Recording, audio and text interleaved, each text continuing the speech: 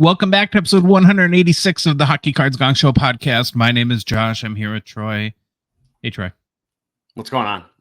You want to tell everyone about the massive microphone problems I was having before we started recording? Then, Oh, yeah. I was telling Josh, I'm like, hey, your mic's not on. I can't hear you.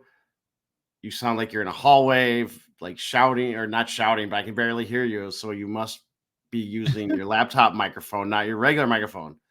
And Josh goes, okay, let me try something. He backs out of the StreamYard. As I'm sitting there, I'm like, uh-oh. I look and see what I was using for a speaker, and it was my monitor. So I had my headphones over my monitor, which made it sound like I couldn't hear Josh because I had changed that setting because I had a video call with someone a couple days ago. So Josh came back and I told him it's my fault. Let's go. which is like the most innocuous, like boring story. If you didn't know that I have had nothing but audio problems. And so I was inches from throwing my computer out the window when I got back on, because like this would have been a new problem. Yep, Like, new problem. What the heck? How can one computer's audio literally never work? And yeah, so for once it wasn't me, and I felt happy about that. What you been up to this weekend? Baseball, more baseball and baseball. Son had a baseball tournament in River Falls, Wisconsin.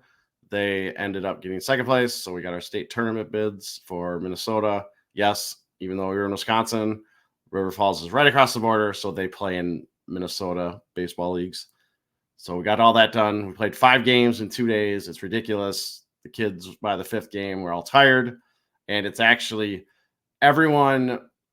We put our best lineup out the game before the championship game, because if you win that game, you're automatically get your bid.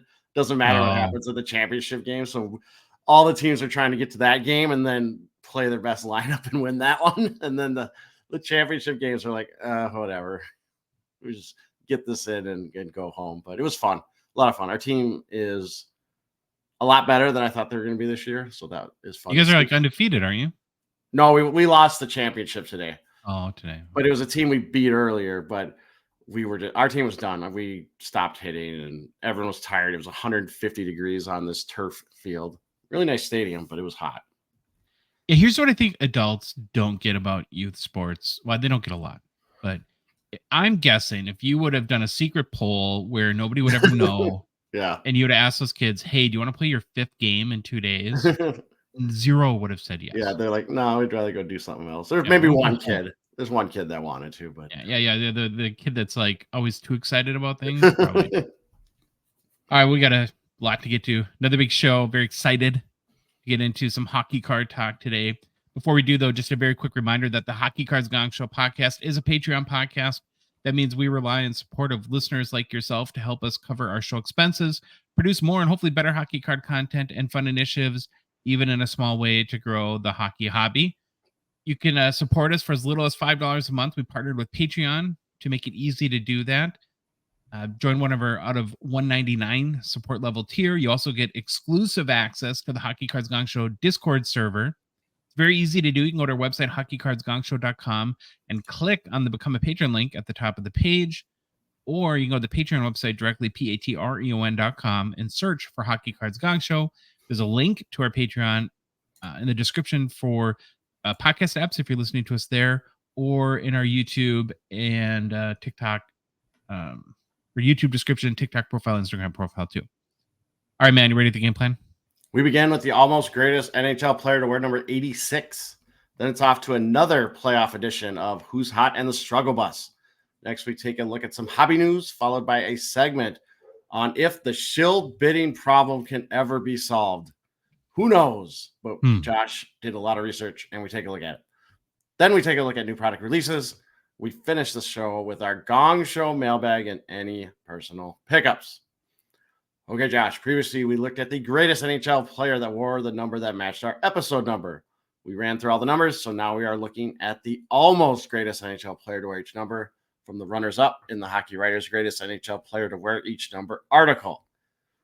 The almost greatest NHL player to wear number 86 per the nominees in the Hockey Writers NHL Player to Wear Each Number article, and selected by me, is Teuvo Teravainen. There he is, Josh. He's got Good a job on name the that name, Troy. You I said that with found authority. yeah, I said it with authority. I looked it up in the NHL pronunciation guide that they had. And I still want to say Tuvo because that's what it looks like, but it's Teuvo Teravainen.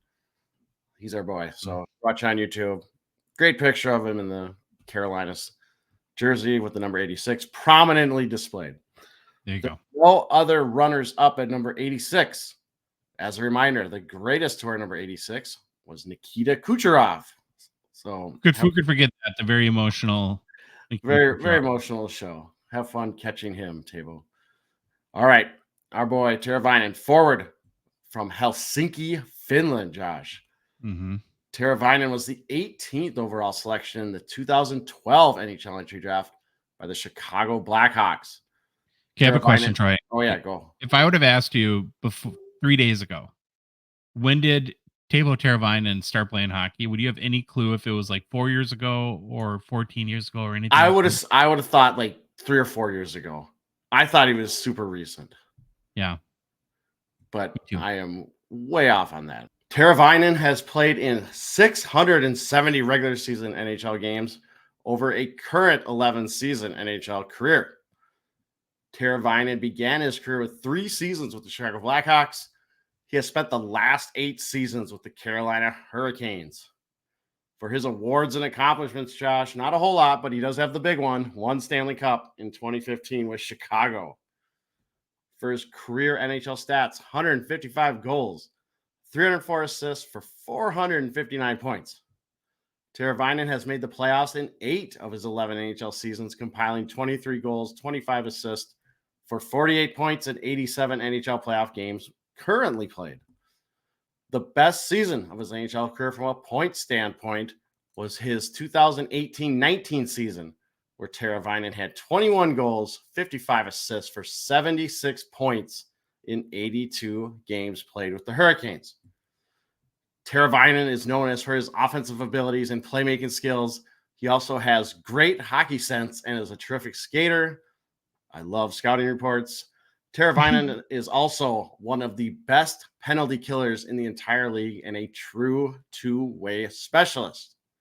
So, Josh, our boy Teravainen is still currently playing in the NHL with the Carolina Hurricanes and sitting on top of Chicago Blackhawk players occasionally. But I saw this picture. If you're watching on YouTube, it just cracked me up. It's amazing. So I had to put it in here.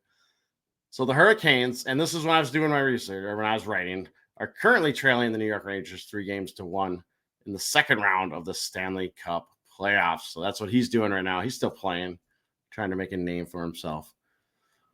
For his fun, interesting facts, I'm starting to think all the Scandinavian players just don't want to have fun facts because it's really hard to find stuff on them. Yeah.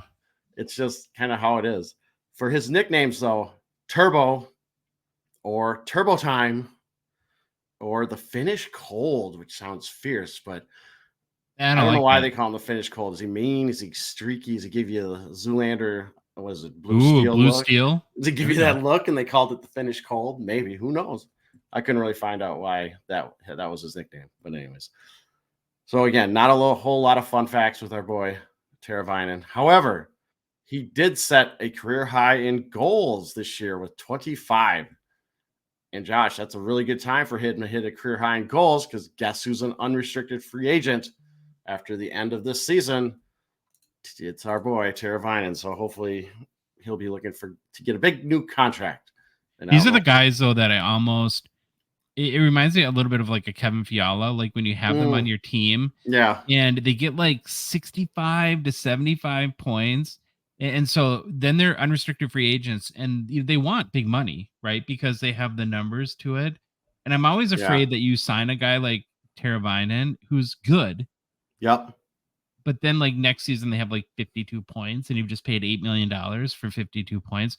or is that just like wild PTSD that I'm bringing up to the surface here? Yeah, if we study it all long enough, we can always find these cases of this kind of stuff. But yeah, he's in that realm right there. But I think I can't remember. I don't think I said his age.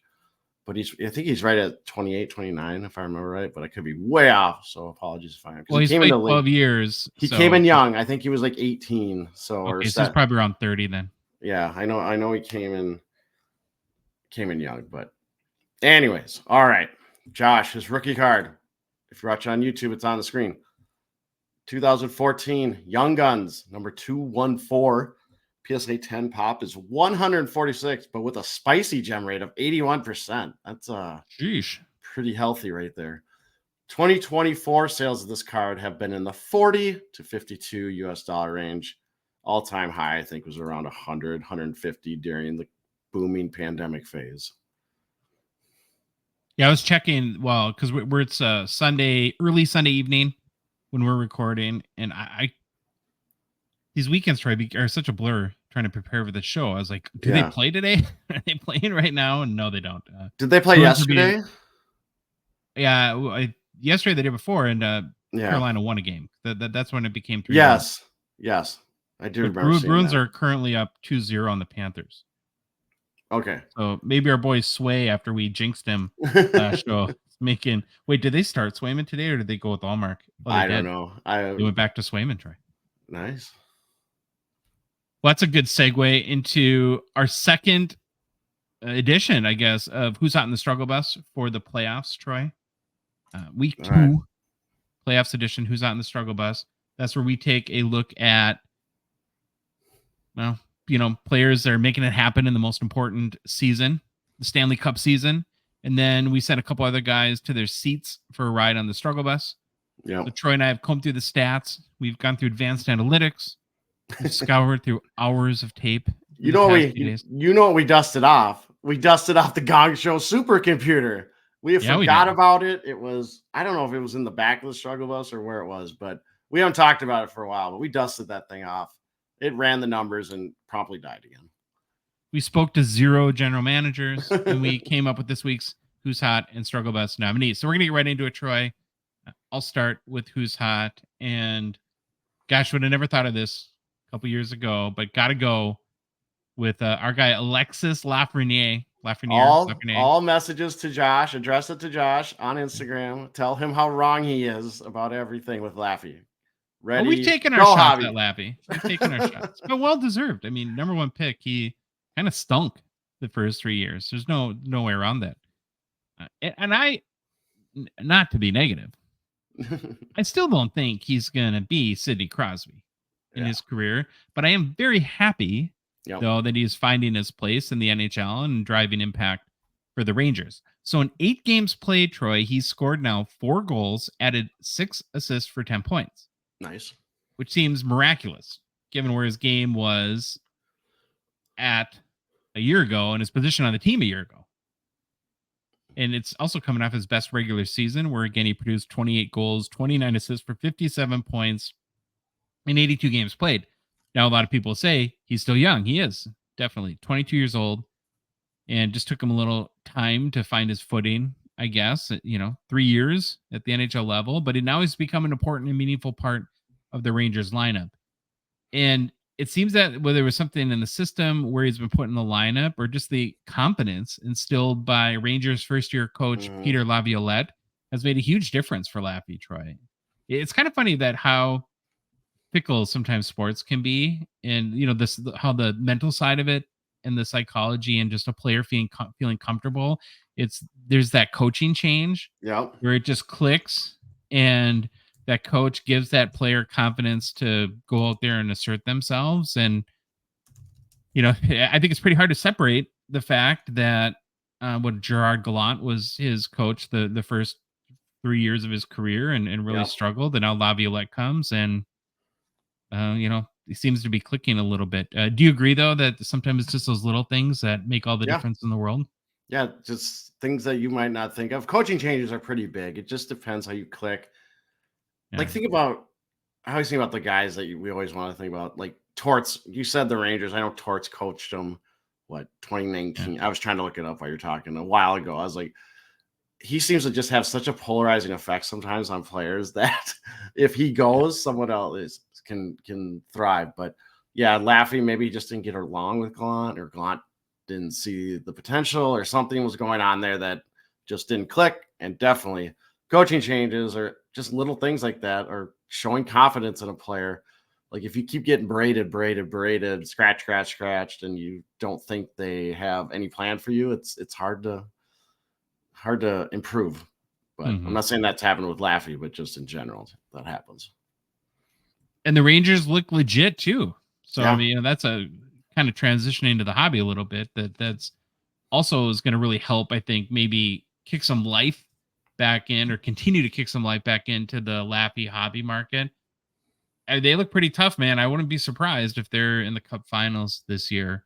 And wouldn't that be a thing if we saw like a big Laffy hobby revival this summer heading into next season, where he's one of the guys that people are really because if he continues to have a really strong postseason and the Rangers go deep, and given how big of an improvement he had this year, definitely come early October next year, I'm thinking that he's going to be one of the guys that people really go, big time for. So, Well, Troy, now are you a Laffy stan now? Are you back on the Laffy train? Where do you stand? Oh, I'm like Laffy agnostic, I guess. I have no opinion either way. Yeah, casual observer. Hope he does well. Think his Young Guns is one of the worst I've ever seen, but we all know why it is, and like COVID. all that fun stuff. But Alexi Lafreniere is a 2020-21 Young Guns PSA 10 pop 1,735, 39% gem rate. That's over 150 US on May 10th. Well, buy if you think he's like on the verge of becoming a superstar. Buy. Up 2% in the past 2 weeks and up 33% in the past 3 months. Yeah. So up pretty big in the last guy. And I have to. Do you remember what this sank to? I want to say it was like in the $60-$70 range, wasn't it? I did think it got below bottomed out. Yeah, I thought it got below 100 for sure, but I'm not 100%. I can try to look it up while you're talking. Yeah, so it got down. I'm looking here at the sales chart. 89.90. It came down to 70. Yeah, it got down there. That's crazy. And it's probably worth more than the Kaprizov now. I would assume. Yeah, definitely. Bad. Yeah, probably is. Sorry to twist the knife there. Yeah, that's all right. Okay. All right. Well, hey, Alexi Lafreniere leads Who's Hot for week 2 of the NHL playoffs. Who else is joining him on the list here, Troy? This guy, Josh, Alexander Barkov, who I think is my favorite player, because I always think he's Russian, but he's not. I don't know why. I always think Alexander Barkov is Russian, but he is not. Wait. Let me guess. Oh, yeah. Is he Finnish? He is Finnish. You know why? Because Finland actually has a border with Russia, and there's a lot of Russians that have bled into Finland, right? It's a little bit contested. You said that. Here, you want me to say my thing? I've actually crossed the border from Finland into Russia. Of course, yeah. And then you played hockey right on the border, and then you played again on the Finnish side, and then again on the Russian side. Yeah. Played in St. Petersburg, and we got bed bugs. That was fun. That's a story for another show. Okay, so boy, Barkov, let's talk about him. He's on fire. As of when I'm doing my research again, that was, I think, yesterday. Over the past 2 weeks, so we're gonna go April 28th to May 11th. Barkov leads the NHL in points in the playoffs during that time, Josh. He's got 4 goals, 6 assists for 10 points, 6 games played. The Finnish 28-year-old Florida Panthers captain has been terrific in the playoffs so far. In the playoffs, Barkov overall has 4 goals, 8 assists for 12 points in 8 games played. And yes, he has had a couple games with 0 points, but it's really, if you listen to the head coach, anything they talk about, it's his leadership qualities that are really shining through and making him special, along with his excellent play. This is pretty good. There's some good quotes. Head coach Paul Maurice stated about Barkov: in a very good way, he is the perfect man to be the captain of the Florida Panthers. The thing that I heard the most when I came here is, you have no idea how good Barkov is.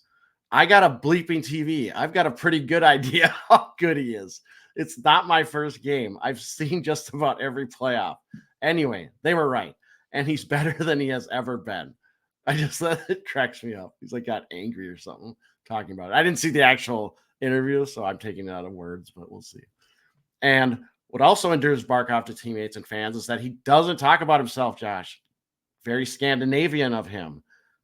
Do not talk about yourself. In interviews, he heaps praise on everyone else. He also elevates the players on his line that he plays with. There's plenty of examples you can find where he likes to take guys that are struggling, take them under his wing, see if he can make them better. But yeah, Barkov, most points in the past 2 weeks in the playoffs, helping the Florida Panthers continue in this year's playoffs. Okay, our boy, the Russian wannabe, I guess, Finnish Barkov, 2013, Young Guns, PSA 10 pop is 301, gem rate of 66%. In the month of May, sales of this card have been ranging from 140 to 179 US dollars, which is about 20% from where it was at the end of last season. Then it came in, and it's kind of fluctuated a little below that during this season, but now it's in this kind of upper echelon of the 150, 170 range. We always hear that about Barkov, about how good he is. Mm-hmm. But he always has good point totals, but not anything like he's never. I'm looking at his career stats. Yeah, he's never had 100 points. He's close with 96 in 2018, and he's never had 40 goals. He had 39 in 2021. Yeah, but yeah, it's like anyway you talk like Matthew Tkachuk or anyone else on the Panthers or other guys around the league, and they like to talk about how good he is. Yeah, just being a great captain doesn't endear you to the fans unless they have to hear about you, but you got to produce on the ice as well, which he does, just not at the 100+ point level. Yeah, not at the super elite level. Yeah. Well, speaking about super elite point production, for our third guy, Troy, got to go with Leon Draisaitl. Yeah. Who now we, in our first Who's Hot playoffs installment, we honor McDavid because he's been lighting it up. Mm-hmm. His partner in crime, Leon here, has been on a total tear as well. In just 7 games played so far in the playoffs, he has 6 goals, 10 assists for 16 points. Is that good? That's pretty good. Okay, thanks. He is so good. Like every time I turn on Edmonton, I watch him, and I know we hear it, his passing. The guy makes the most stupid passes I've ever seen, like stupid in a good way, right? Like there's literally a thread to get that puck through, and he'll find it. And it's not like he does it all the time and misses a bunch of them, and then they get that one, and you see, and that's the highlight one. No, this guy does it consistently. He is Draisaitl to me is absolutely amazing. So is McDavid, but Draisaitl, and he's just a big, stocky German dude skating around. I have a new theory as to why he's not more popular, and I get it's the reflex, of course, is he's in McDavid's shadow, and that'll always be the first thing people talk about. Is he too crabby, like to everybody, where he's just maybe not a little bit not likable? Is that part of the thing? I mean, maybe just he could be. I don't know. I've never met him. I don't think I've really seen interviews with him. But the only time you do is when he's barking at some sort of reporter, like telling him how dumb of a question. And they show on camera. What was it last year when he was basically falling apart on the bench because he had every injury known to man, and he's still out there skating. And he was amazing every shift. That was one of the more amazing things I've ever seen. He would, for 30 seconds, he would play amazing, and then he would hit that point where he was trying to like skate back to the bench, and it looked like that he wasn't going to make it. Yeah. And then a minute and a half later, he'd be back out there doing something else amazing, and then like struggling to get back to the bench again. It was pretty awesome. Well, you're right though about how consistent he is. So tell me that he doesn't show up the most important time of the year. 56 games played in the playoffs in his career, 37 goals, 56 assists for 93 points. That's a 1.66 career point per game average in the playoffs. He's also, Troy, basically coming off 5 straight 100-point seasons. If you discount the 56-game COVID-shortened 2020 season, where he still had 86 points in 56 games. But again, though, too bad he's only good because of Connor McDavid, right? I mean, shots fired. Yeah, so that was go ahead. I was looking at the shortened season, like average out there 126 if it would have went to 82 games. Crazy. And then I got down this whole Draisaitl rabbit hole, and I wanted to. I kind of figured, but I'm like, well, is he the greatest player ever from Germany of all time? And the answer is yes, with a bullet. So he has 850 career points, which is tops for the German nation, followed by Marco Sturm, who had 487 points in his 938 game career. So he's like getting close-ish to double the next player. He also, Troy, has, because he's 28, I think he turns 29 close to the start of the season. He has an outside chance of reaching, if he basically gets 150 points next year, which is a lot, but he's one of the handful of guys you could say could do it. Then he would get to 1,000 points before turning 30 years old, which I don't think has happened very often. I found like Gretzky, Lemieux, Crosby, and Yzerman, I think, are the only players who have done that. And McDavid certainly will. It's almost, I mean, he'd have to get really hurt or something like that not to. But speaking of which, Troy, so again, we're talking about players that reached 1,000 points the fastest. Do you know how old Gretzky was when he got to 1,000 points? I'm gonna say before 30. I'll go 27. Nope, he was 24 years old. Wow. He did it in 424 games. Wow. Yeah, it's pretty good. And so I think that brings us to the $64,000 question, Troy, for both Connie McDavid and Leon Draisaitl. Will this be the year to get it done and to hoist Lord Stanley's Cup? They seem to have as good a chance as any, any other team remaining. So it should be fun to see it all play out. And that's like, if we want to talk about the playoffs just in general for a second here, I kind of feel like that there's not like a clear runaway favorite at this point. 4, maybe 5 teams right now, I think you can make an argument that could win it all. Yeah, there's always like some glaring weakness on every team. Like I like to think Colorado has a really good shot, but then the goaltending. Yeah. But he's done his job so far. Yep. All right, Leon Draisaitl is a what? He's a what? What is he? 2014. He's a 2014 15 Young Guns. His PSA 10 has a pop of 899, 58% gem rate. Last sold for $604 on May 8th. Up 6% in the past 2 weeks and up 1% over the past 3 months.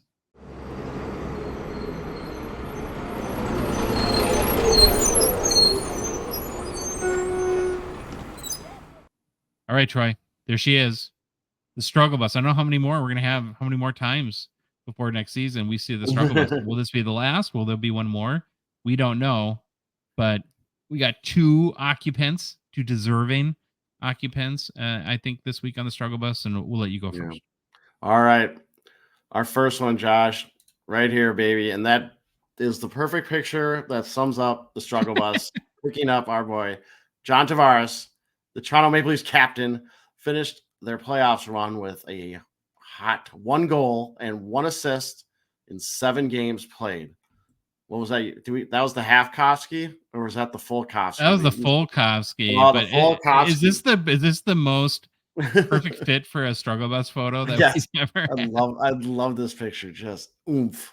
Either this or Mitch Marner watching. Yes. Guys skate by him and go at him in the clinch the series, or that one too. All right, our boy Tavares, 33 years old, makes $11 million per year. Josh, that's a lot of money. It's a lot of money. Contract runs through the end of next season. There's more than Tavares to blame. We know that, for another Maple Leafs first round exit. But with the percentage of the salary cap he takes, they definitely need more production from him, especially in the playoffs. I honestly think I don't know what happened. Listen, I'm not in the inner workings of the Toronto Maple Leafs, but it just seems like seems like they just need to blow up everything, because everything they do seems not to work. And I don't know. Well, they have to make changes. You can't. Yeah. Well, they fired Keith. He's out. Yeah, but you gotta make. They've done that. They've made. What, they got Dubas. That thing happened. Yeah. And then now there's going to be a coaching change, and I think that right when we started our show, isn't that when Keith, basically got the job, right? And at some point, you've got these 4 players. You've got Tavares, Marner, that take up what is it? Nylander and Huge chunk, Tavares 30%, something like yeah, that. Some huge and chunk of their, Matthews. And I mean, if you're a Maple Leafs fan, and we're from Minnesota, so we're yeah. suffering Wilds fans, but would you want to go in with that same 4 kind of big players next year, or would you just want to be like, we got to change something at this point? Yeah, something's got to give. But all right, like we said, there will be a new coach in Toronto next season. Plus, you would think this summer they could do some significant roster changes, but we'll see. We'll see what goes on with Toronto. I'm sure we'll hear about it because they are a very, very media scrutinized team in that market. Now, Josh, could Tavares get traded? Seems unlikely. I don't know if anyone would want to take that on that high salary for 11 mil. That's a lot of money. But if you get Toronto to retain some of it, then there's probably some possibilities. Also, so with Tavares, so he's the captain, right? And you can always does there need to be new team leadership with Toronto Maple Leafs? Could the captaincy go over to our boy Austin Matthews? I think there's rumblings about that, because that's kind of how it works. Like a coach will come in, right, and they'll be like, they'll want a new team leadership structure or something like that. Yep. Or there's a possibility Toronto could try to sign him to a more team-friendly extension, which they would have to. You can't put up this money in this guy. That's a lot of money. But we won't know that till after July 1st. Interesting, after the Leafs Game 7 loss to the Bruins, Tavares elected to join Team Canada in Czechia for the World Championships and was named the team captain there too. So I guess he's going to, try to make up for it over there. But our boy, Johnny Tavares, 2009 Young Guns, PSA 10 pop, 258 with a 36% gem rate, last sold for $256 on April 28th. It's down 7% in the past 3 months, down 13% in the past 6 months, which kind of makes sense. Yeah. Joining John Tavares on the struggle bus. Ooh. Maybe they're sitting together in the same seat, or they want their own space. Is this ageism? Sure. Are we just being ageism right, or ageist right now? Maybe. No, I'm going to make a case. So joining Tavares is Joe Pavelski. There he is. Very good-looking man. Look at him. Good, svelte. 39-year-old Stars forward. And Troy, his whole brand is he's the guy that steps up big in the playoffs. Yeah. Not this year, though, because in 10 games, the 39-year-old Stars forward has just 1 assist. The old and now now retired Hafkovsky, Troy. That's where we go. We went to the well like 4 times already on the Hafkovsky, Fulkovsky, but we retired it because he's showing us he's not going to do that anymore. No. So even though Pavelski is pretty long in the tooth at this point, it is a bit shocking because his 140 career playoff points ranks him 3rd all time amongst American-born skaters. And he's only 6 points now behind Mike Modano for the number 1 spot, too. Wow. And amongst active players, he's 5th in career playoff points with 140. Right, so that's 5th amongst active players. So I got a question for you. When you're looking at active players, who has the most playoff points right now? My first thought was McDavid, and then I was like, no, they don't make the playoffs that much. And then I was like, Crosby maybe. But then we've had questions on other point stuff, and the one guy that always shows up that I always forget about, I'm just going to say him, Bedard. You had it's Crosby, 201 career playoff points. Out of it. All right. Yeah. Pavelski, though, is first in goals for active players with 73. So what's happened to him this postseason?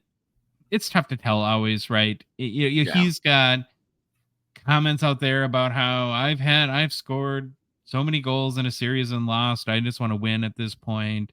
Because your articles that are saying age is catching up to him. That's always going to happen, right? Anytime you stumble, probably older than 36 years old, then the age articles, we see with Ovi all the time too.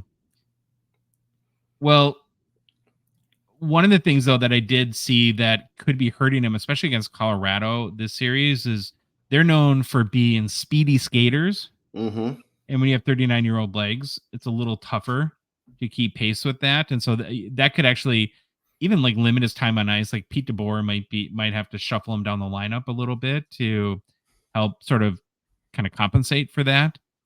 But that being said, though, Pete DeBoer, who is the Dallas Stars coach, has called out Pavelski, Troy, in the last day or so, and other Stars top players after their Game 1 loss to the Avalanche, prodding them for more production. So, yeah, that's kind of a big, bold move that a coach makes when he goes to the media and says that, our Stars have to do more. Yep. Pavelski, though, it seems like he took it well. So he got there. The media got a quote out of him responding to DeBoer's comments where Pavelski said, 100% all in on that. We as players, you get put out in power play situations. You get maybe a little bit more ozone start, stuff like that. There's responsibility too. If you aren't scoring, to generate more opportunities to know what's coming. So it sounds like he's trying to maintain a good attitude through everything. But yeah, we'll see. He can turn it around a little bit, and probably to make that deep run, the Stars are going to need a guy like him, who again is known for making it happen during the playoffs.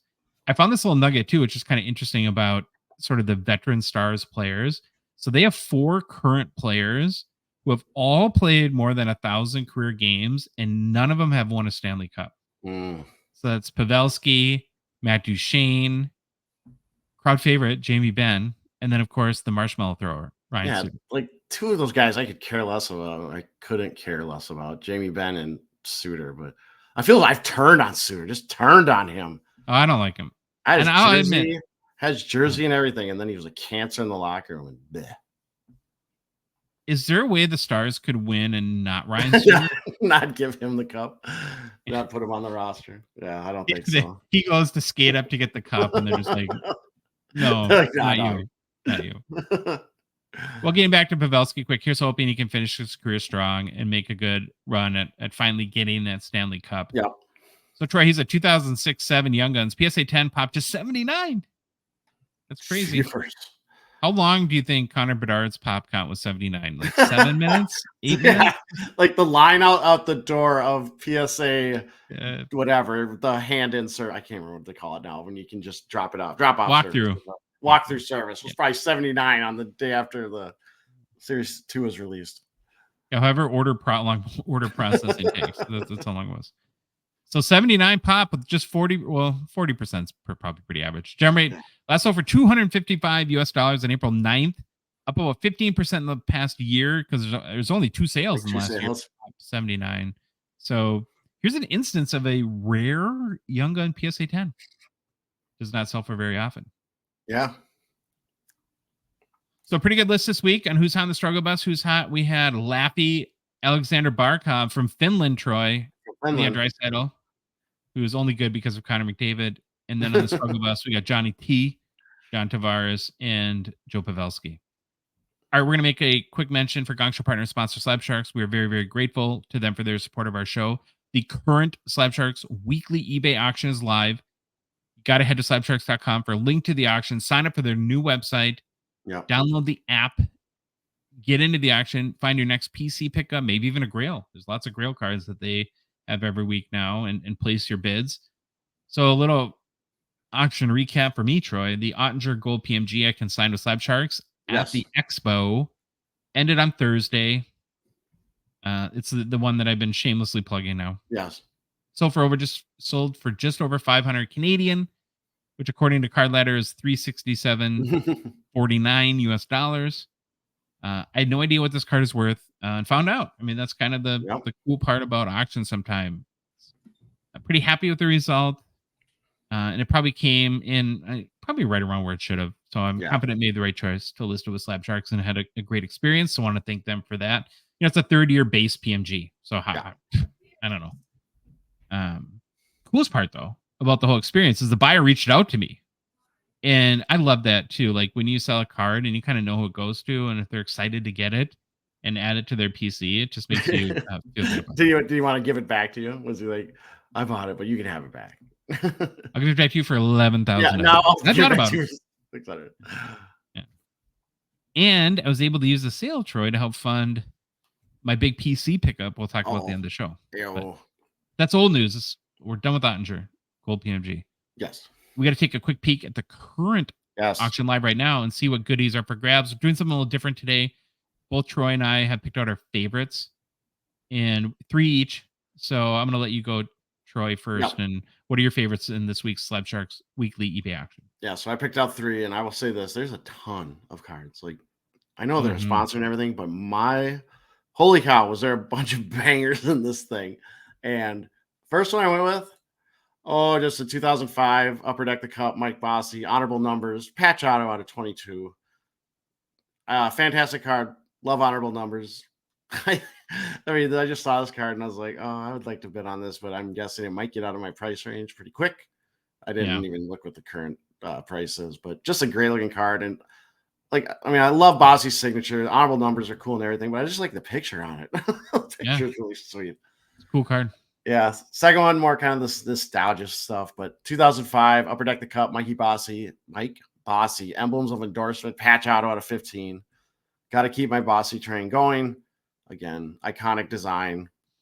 Again, another picture. I love young Bossy pictures. It just looks really cool, and I love the old Islander stuff. So that's awesome. I feel like there's been a lot of big Bossy cards. Yeah, it's almost like a Bossy collector has been starting to do something with his collection and get rid of them. Yeah. And then finally, Josh, 2004 Upper Deck SP Authentic Mike Bedard rookie review auto patch out of 100. This hits me right in my Minnesota Wild North Stars PC feels, and it's just a really sweet looking card. The only thing about this card, and it's something you have to live with, obviously. I love that he's in like the old school North Star jerseys, young Madonna. However, when you looked at I looked at that patch, I'm like, that does not look like the North Stars. And if you go to the back, which I forgot to put a picture of, it actually says, I can't remember, I think it's game used, and then it says Stars jersey or whatever. Oh. It doesn't say North Stars. So that's the rub with this card. And I'm guessing it means Dallas Stars is what I'm thinking, unless someone knows different. But I think it would say North Stars if it was the North Stars. It's not yellow enough. It's too gold. Yeah, that gold is really Dallas. I mean, we did actually, you know what? I take that back. The last year, the North Stars, they just had stars on their jersey in Minnesota, I think. And that gold, I think, was on there. Maybe. Oh, now I got to do more research after the show. But anyways, or someone that knows a lot more, tell me, please. But awesome card. 3 cool cards, Troy. I endorse wholeheartedly. Here's my favorites. So I'm going to give a 1 million heart emojis for this 2019-20 Chronology Wayne Gretzky, Connor McDavid dual autos out of 25. You should have gave 1 million like shark emojis or. Oh, yeah. Well, it's better than 1 million poop emojis. That would be bad. That's true. Just a fantastic card. Yeah. And it really made me realize, well, I could have realized before, but just connect the dots that very, very iconic players, both, of course, played for the Oilers, but they both have amazing signatures. Yeah. And so to see them together like that, like hard signed on a card, is really cool. I'm a big fan of this card. So, yeah. Now, next one, Troy, is a good card for an up-and-comer, Troy, a young whippersnapper that's got it all going on, as they say. You can bid on this 2022-23 SB Authentic Wyatt Johnston Future Watch auto out of 999 PSA 10, as in Gem Mint. He's been good in the playoffs so far, and yeah, this is probably, I don't know, at this point, the best 2022-23 rookie, would you say? Yeah, probably. Yeah. And then finally, I love this one too. Probably any goalie collector would like it as well. A 2010-11, the Cup, Patrick Waugh and Martin Brodeur dual enshrinements auto out of 35. Most, probably the 2 most collected goalies in the history of the hobby on card autos. I don't know, just really like this card. All right, Josh, update time. I'm going to move a picture in here. So if you're looking, I put it right there. There it is, Minnesota North Stars. Their last seasons in there, that's what they looked like, the jerseys. So you can see they dropped the North Star and they had the stars. So maybe it's from one of these. That's because Norm Green knew he was going to break our hearts. Yeah, whatever. We're not going to go there. We're not going to go there. On Family show, Troy. Family show. Okay. So if you're a Canadian hockey cards collector looking to move a few cards for cash or even one, we'd recommend considering Slab Sharks eBay consignment services. Why? They make it very, very easy to sell your cards on eBay by basically doing all the work. You just ship them your cards, drop them off at a show where there's a Slab Sharks ref. Is there any card show in Canada where there isn't a Slab Sharks rep? I don't know. It seems like they're everywhere. Oh, They also have gosh. what? Time out. Did you talk about your third card? Yeah, Patrick Waugh and Martin Brodeur. Did I show it? Yeah. Oh, well, there it is again. Because I felt like I didn't show it because I was too busy trying to find North Star jerseys. Yeah. Welcome to the show, Troy. Yeah. All right. Well, glad to have you on this week. Yeah. You were lost in North Star's jersey. Okay. Land. All right. Sorry. Where was I now? Oh, you just shipped Slab Sharks your card, drop them off at a show, and I mentioned that there's like a rep at every show. It seems like in the world because they're just everywhere. They've also quickly become a premier hockey card seller, and their weekly auctions are like must-see TV, just like Friends, Troy, must-see TV. Yeah. Remember, too, very important, there's only a few weeks left to take advantage of their 98% payout rate specials on all Connor Bedard cards. Yep. Boy, if you sell your big Connor Bedard card like on June 3rd, you're going to be sad because it's going to cost you a little bit more money. Head to slabsharks.com for complete consignment info and to start the process today. Happy news. Okay, last time we updated the Road to Infinity, where we tracked the growth of the Connor Bedard base Young Guns PSA 10. We only had a very small gain, teeny tiny, for the Bedard Young Guns. It was like 30 new PSA 10s, which was, I think, the smallest increase we had since we started tracking. So the question now is, Troy, the whole hobby has been holding its breath. Did the velocity pick up, or are we going to continue to see a slowdown? I checked the reports today, and as of that time, we are now, without further ado, up to 2,393 Bedard base Young Guns PSA 10s. It's an increase of 166 since our last show. 5,350 total copies have been now graded, giving the card an updated gem rate of 44.7%. I actually went to the another decimal point because it's creeping down a little bit. Yeah. I mean, but yeah, I actually think that like low 40s is, if you're trying to like balance everything out, every consideration is actually a decent gem rate. It kind of stinks when it's like 28% because then you hit one in a box and it's like very rarely gonna gem and that's no fun. But then also we talk a lot about like the Jack Hughes Young Guns, which is like darn near 80%, and it's like then there's just too many of them in the marketplace. So probably an ideal type gem rate. So now, Troy, at 2,393 PSA 10s, there's more copies of a Bedard Young Guns PSA 10 than the Crosby Young Guns BGS 9.5, which after what? How many years is that? 19 years? Yeah. There's 2,352, and then Ovi as well. His Young Guns BGS 9.5, which is 1971. And the Bedard Young Guns PSA 10 is now the 17th highest pop count for any graded hockey card, no matter the grading company, no matter the grade, in the Card Ladder Hockey Index. So it's already at rank 17. It's 2 spots behind the Bedard Young Guns PSA 9, which has 2,506 current copies. I would say, Troy, if you have a Bedard Young Guns PSA 9, I could not sell that fast enough. Yeah, no kidding. I'm get out of here. Like I would be hot potatoing that thing to the marketplace. But we'll check back on Thursday and see if this card gets the maybe to 2,500 PSA 10s by then. That'd be kind of cool. Okay, this next story. Oh my god, I am so excited to talk about this because it's mind blowing. It's befuddling in some ways. So there's $2 million in cards stolen, which stinks. Yeah, I always hate to hear that. But we got word of a story from Coach Co on a TikTok. Highly recommend checking out his TikToks as he's got the finger on the pulse, as they say, for the hobby, Troy. There's a big baseball card show every April before the expo in Strongsville, Ohio. Mikey Singer talks about it, I think, when we were doing our previews typically. Mm-hmm. It's known for vintage baseball called the Strongsville Sports Collectors Convention. So Strongsville, Troy, have you played hockey there too? I have not played hockey there. Sounds like a good factory town, like car manufacturers. Yeah, so the company Memory Lane Auctions, I think they're big enough where most people know them. I don't know if I've ever been to their website or anything like that. I mean, they're not in the upper echelon of auction houses. Yeah. Probably never will be now, but we'll get to that in a minute. It's a California-based auction company. So they were traveling to the show and they planned to display 54 very rare, very valuable baseball cards that were part of their latest auction, totaling more than a $2 million valuation. Now, in hockey terms, Troy, that's a lot of Trey Fix-Wolansky rookies. $2 million.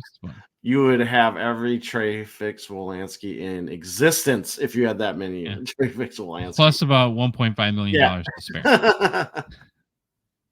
Well, for some reason, Troy, that only the creator above knows, Memory Lane Auctions decided to ship these cards via FedEx to their hotel. And this part is not a joke. I swear to God, it's a Best Western in Strongsville, Ohio. So Best Western. That's where we're going to ship our $2 million worth of cards. Yeah. Okay. So when representatives from Memory Lane Auction showed up at the Best Western, checked in, used their rewards card, got their points, and said, "Oh, hey, do you got our $2 million box of baseball cards?" They were like, "What? Don't see it." Now, shipping records from FedEx show the box was delivered to the hotel, was signed for, but then subsequently disappeared. As you might imagine, police are involved investigating, hunting down potential leads. So, Troy, on Friday, I did contact the Strongsville PD. They did not want to comment, but they did share with us a picture of the box, as we can see right now. So if you see this box, you can report back to them, like my box. That's not going to get stolen. All right. Well, where do we start with this? So I'm not a genius, Troy, as you know, but maybe like buy a Zion case, not a sponsor, by the way, but something like that, and take the $2 million in cards with you on the dang airplane, or drive. I don't care. Just do anything but ship them FedEx to a Best Western, for God's sake. I got an idea. You could throw an air tag in there, maybe. I mean, if you're really set on shipping these things to your Best Western, maybe put an air tag at the bottom so maybe you can see where it ended up. It's not a lot. You could put that in a backpack. I know. I just can't understand what was going through their minds. And it could have been maybe they got complacent. Maybe they've done this in the past and they've never had an issue. And they just thought it would be, this is how we do things, and didn't work out. $2 million. Okay, I got a question for you. What is a 1,000 times stronger way of saying what the heck were they thinking? It doesn't involve swearing because it's family show. Family show. It's like the dumbest thing I've ever heard of in this hobby. This isn't like The Onion, is it? Like, do we make sure it wasn't from The Onion? No. Well, I got to throw a little bit of like a story in here too. So for a brief time, when I was in college, because it was the worst job I ever had, and it's their competitor, right? But I was at the University of Minnesota, so row the boat, Sky-Yamago Gophers. There's a UPS distribution center nearby. Yep. Oh, and you could get a job from like 3 hours a night loading trucks, and they paid like really high per hour. So on the front end, it's like, oh, this is like the greatest thing ever. It's the worst job I've literally ever had in my entire life. You're in this warehouse. There's like a conveyor belt system. Yeah. It's an endless amount of boxes. Then you're loading these big semi trailers, and it never stops. It's like a sprint for 3 hours. Here's the thing about that. What happens very quickly, and I have to imagine the same as at FedEx. Mm-hmm. When you have to make like 14,000 trips from a conveyor belt with a package to the inside a trailer, you very quickly get to the point where, like, especially like with hand size packages, you're just option A is to walk, take the 2,000th trip up the trailer, or option B is to work on your curveball and chuck it in there. Yeah.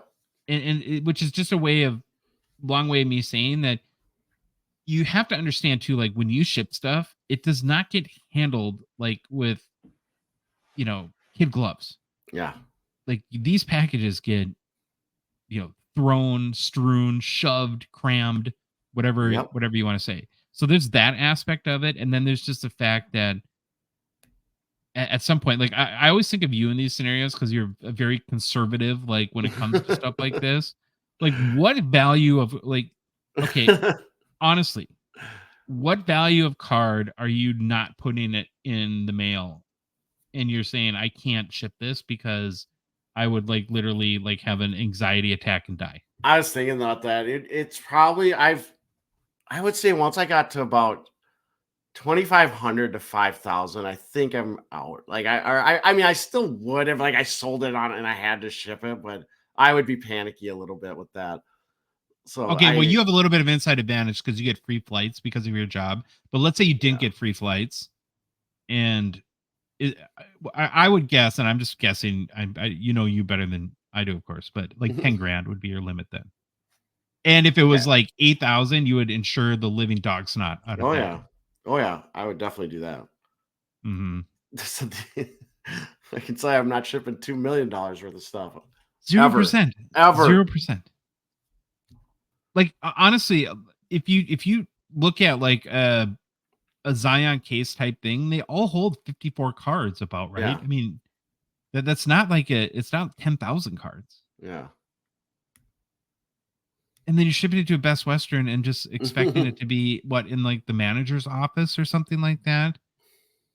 I can't believe that this is good PR for memory lane auctions. I mean, you're trying to decide where to send your 100th K valued card. After reading this story, ugh. Yeah, I don't know. Just crazy. So, moral of the story is auction houses don't ship $2 million cards in the mail. It's probably pretty dumb. I want to kind of follow this case though, see if it turns up or if any other shenanigans are going on. The only kind of like silver lining to me in something like this is I'm assuming these are all graded, or most of them are, and graded cards have serial numbers. Yeah. And so it makes it problematic to sell them once you have them. So hopefully like they'll be able to track them down that way. I don't know, did the guy who stole the Yager bobbleheads, do you think that California Dave? Dude, we know him. Wait. Just kidding. He did not do it.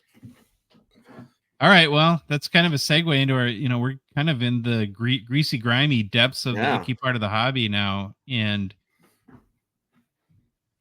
wanted to talk about shill bidding a little bit today. I don't know if we ever really have to any, maybe, we've done pot shots. But yeah, we've done little segments on it. Nothing like like what you're going to do. I think we might have a mailbag question about it a long time ago.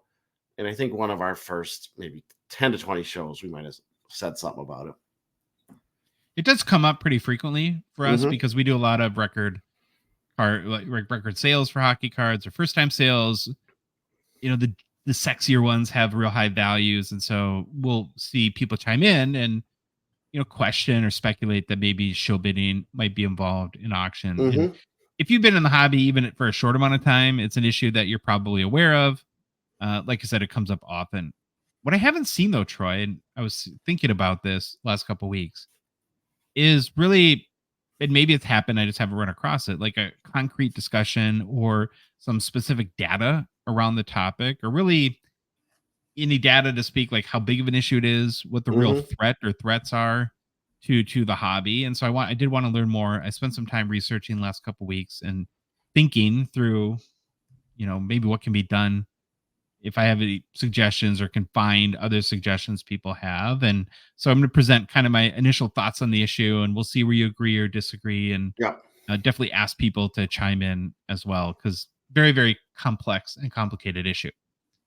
Well, I learned a long time ago, Troy, when you're talking about any sort of big topic, it's almost a good idea is to start out with definitions.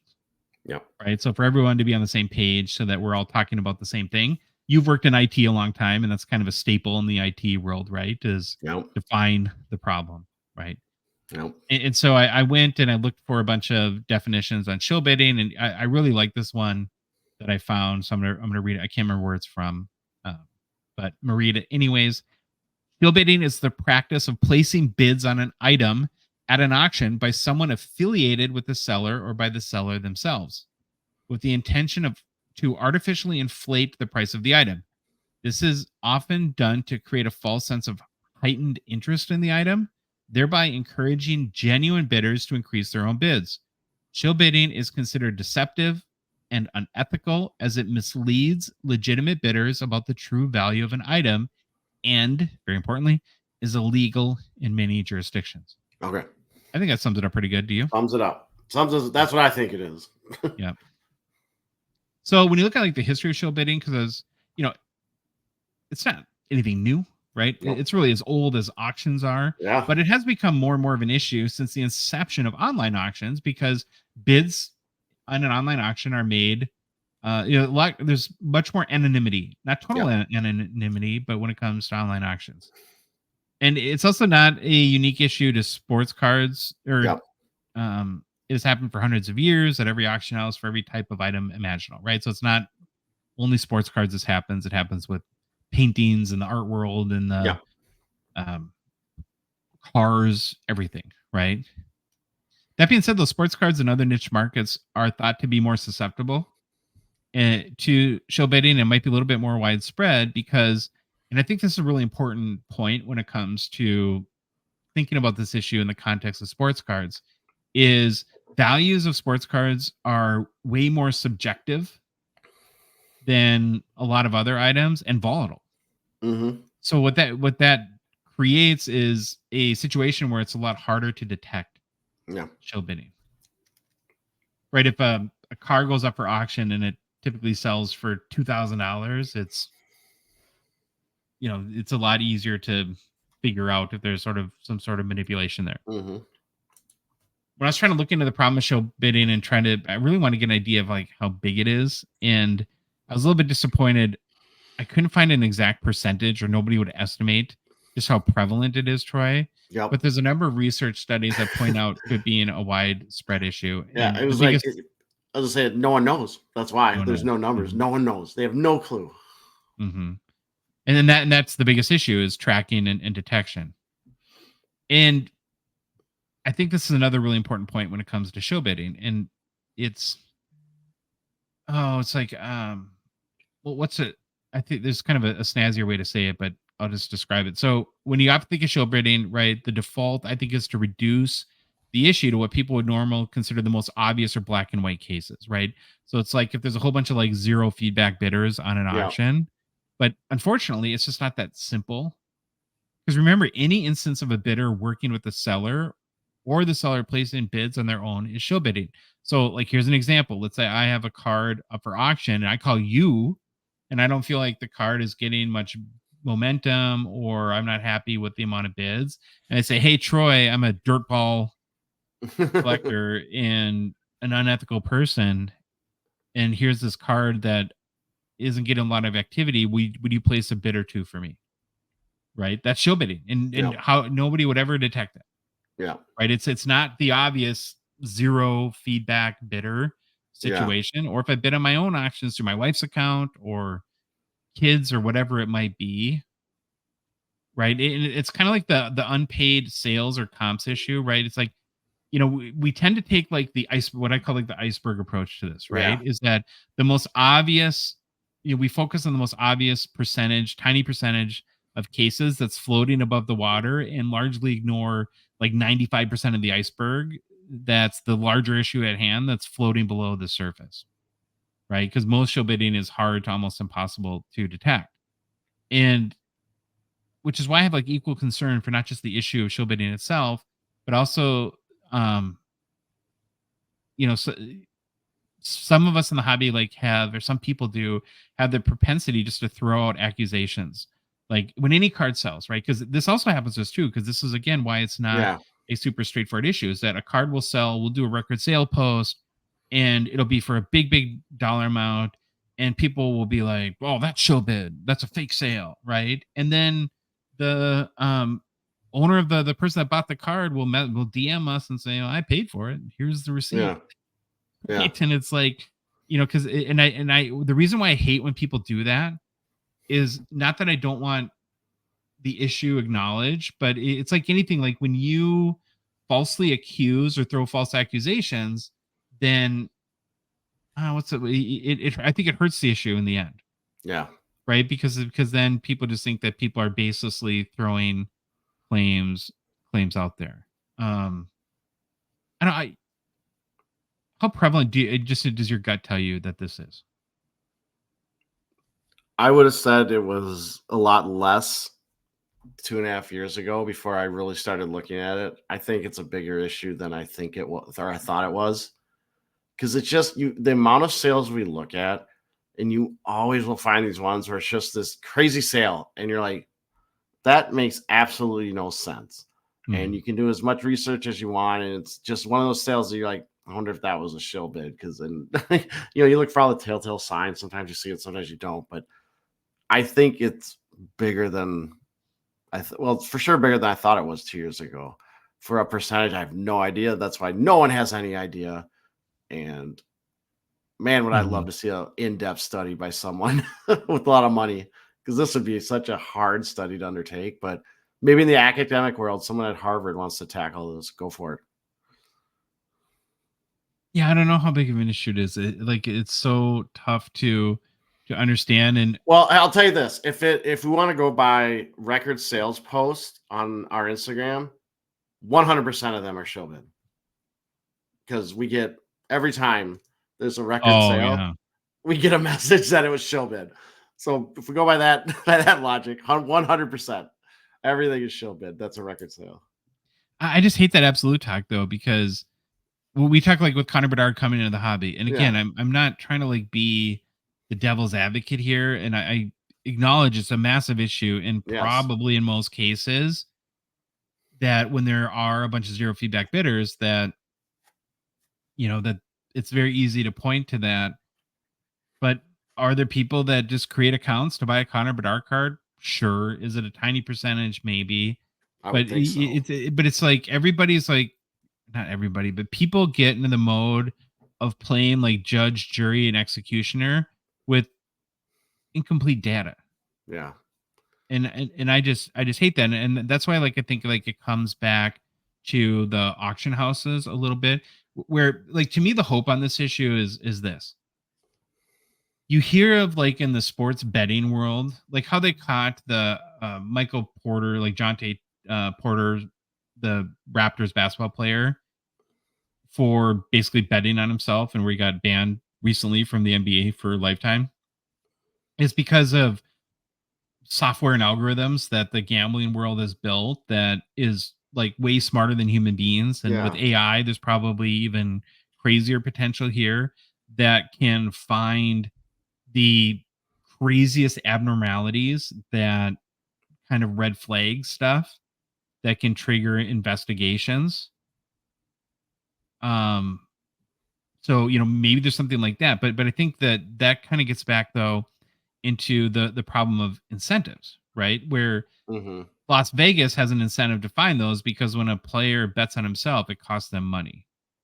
The part that makes me uncomfortable when it comes to the auction houses with shill bidding a little bit is that, other than reputation, which I know is very important to especially the people we work with, is that it's just, there's just not that natural kind of aligned incentive that happens there. But then again, maybe it is just reputation, because your reputation is everything. Once people lose confidence and faith in what you do, then that's a big deal, right? Because people are not going to trust you as a company anymore. And that's, I think, like kind of where you get into the impact, right? Where you can't deny, I don't think, that there is probably a big impact to the hobby. And here's like where this gets crazy, right? To me, it's not just the specific items that you're bidding on that you might end up paying a little bit more for because somebody show bid. But when you think about like, our comps come from these auction houses, and primarily eBay. And so if shill bidding is rampant, then it's basically inflating the value of every other car. So when you do a transaction at a card show, or you trade with a friend over social media, or you bid on your auction, it's like, how do you, and I think that gets back to like why these are so susceptible, is because the value of cards is so subjective and is so volatile that it kind of creates a real tricky situation, doesn't it? Oh, definitely does. It to me is crazy, but we'll get to this on what can be done, or what we think, like some things that can be done. But I just wish there was maybe there is, and we just don't know about it, but some way, a better way to track this, because it is one of those things. Because when I was talking about earlier about when we do an Instagram post and we get, there's always like, this was shill bid. I mean, their heart comes from the right place, right? They're angry Yeah. that they think it's shill bid. They want to make the hobby better. So I don't blame them for saying that, but sometimes it's like what I want to say I'm going to get into when we talk about the solutions and stuff that can be done. Here's something that kind of blew my mind a little bit, though, that actually did make me feel a little bit better about this. So, one data point I did find is I was kind of curious as like on eBay, what's the percentage now of items that are Yeah, auctioned versus buy it now? And only 20% of eBay listings right now are auctions, Troy.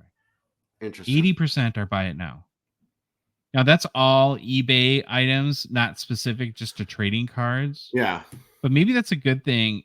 There's less auctions, is less opportunity for show bidding, right?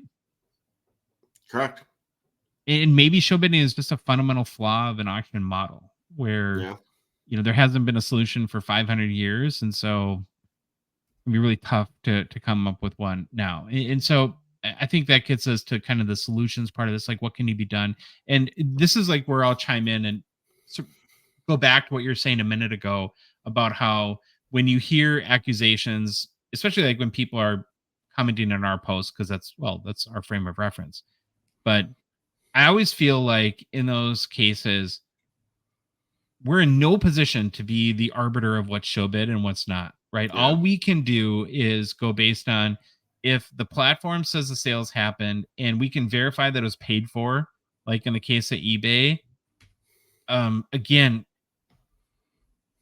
who are we to judge whether it was a real, a fake sale, whatever term you want to use? And what I'll point back to is the whole idea of it's not about just the black, the black and white are the easy, right? It's the yeah, gray in between that gets really hard to legislate. And wherever that gray begins, it becomes an impossible job. And so I think like when you can only use the data you're given, and the way to solve this is at the platform level. It yeah, has to be at the platform level. It has to be eBay and other auction houses innovating and coming up with ways to detect chill bidding by looking into those, basically finding those trends or patterns that just are not normal consumer behavior, and then having some sort of I you know I guess process to investigate after that.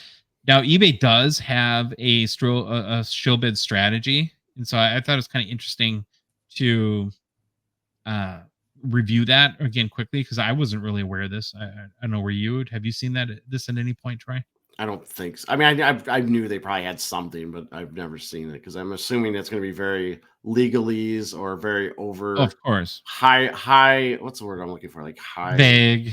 vague, because Yeah, God forbid they actually tell you exactly what they do, because then someone's going to use that and try to figure out how to beat the system. yeah, engineer around it, right? Yeah, but it's one of those things where I wish this was kind of what I was getting to with this, like solutions. I wish that these auction houses or eBay could show me an example of where they found someone or they found something Hmm. and how they did it. Okay, so here's their 5-point strategy that they're currently using to try to minimize the effect of show bidding. So detection systems, which we were just talking about. So here's what they say, right? eBay uses advanced systems to monitor and detect unusual bidding patterns and practices. If malicious behavior is identified, eBay will intervene to prevent it, which just sounds great, right? This is like exactly what I'm looking for. Yeah. And I'm not like the biggest eBay seller. I'm not the biggest eBay buyer. And so, take this with a huge grain of salt, but I've never seen this in practice. I've never heard of Yeah. this in practice. So it makes me a tiny bit skeptical, maybe of like how, I don't know, good or utilized the system is. Have you heard of it? Have you experienced it yourself or heard of anyone that had like a card you sold was bids were taken away or anything like that, or Not card you were bidding personally. on? Not personally. And I would think, given our show at this point, but somebody would have messaged us too at this. I mean, we've heard just about everything else, right? Yeah. So yeah, so I don't know how robust, I guess, that their system, but apparently they have one, right? So that's point Okay. one. And then policy enforcement. Those found guilty of show bidding may face several consequences, Troy, including listing cancellation, account suspension, even legal action. eBay's policies are clear that employees of sellers, as well as family members or roommates, are prohibited from bidding on items to prevent any conflicts of interest. Oh, yeah, that's another one too, like employees, right? So if you're like a card seller and very hard to detect, right? Yeah. Point 3 is education and awareness. eBay provides guidance and education to its users about what constitutes shill bidding and the penalties for engaging in it. This includes specific rules about not bidding on items where the bidder has inside information or a close connection to the seller. So it's kind of obvious one there. Yeah. Reporting mechanisms. eBay encourages its community to report suspected shill bidding. They have systems in place to investigate these reports thoroughly. I think that's a big one, right? So if you suspect shill bidding, don't mention some dopey podcasters, right? Yeah. What can we do about it? Contact eBay. Yeah. Use that system and make them investigate. And then transparency in bidding. This is one thing that we all know and eBay does, and I think it's a good thing. eBay keeps certain bidder information private to prevent manipulation. High value item bid histories are displayed in a way that protects bidder identities, reducing the risk of shill bidding. So what they're saying is that while they protect specific bidder information, they are displaying, that's like where you see like the partial of the username. Is that they're trying to, I think, totally. I don't know. That seems backwards to me. Wouldn't showing the actual username decrease shill bidding because I can find your account? Like, I don't think there's anything inherently. You want wrong. it public out there though, or like what you're bidding on and what you're. That I would make that part of the platform if that's. I mean, it's not like you're saying most people don't put their real names or anything. It's usually some username you came up with. But I don't know. Okay, so these are the 5 sort of points to eBay's strategy. Do you think it's enough, Troy? Is there anything that you can think of that you'd like to see more or them do more? I'd like to hear from any of our listeners if they've actually seen this eBay system in place and had where an auction they were bidding on or one of their things they were selling that they actively removed bids. If they would even tell you if they did that, that would be interesting. I mean, I hope what eBay's saying is what they do. I don't know, and it's funny because a lot of times we hear about auctions are the way to go. You get cheaper cards that way.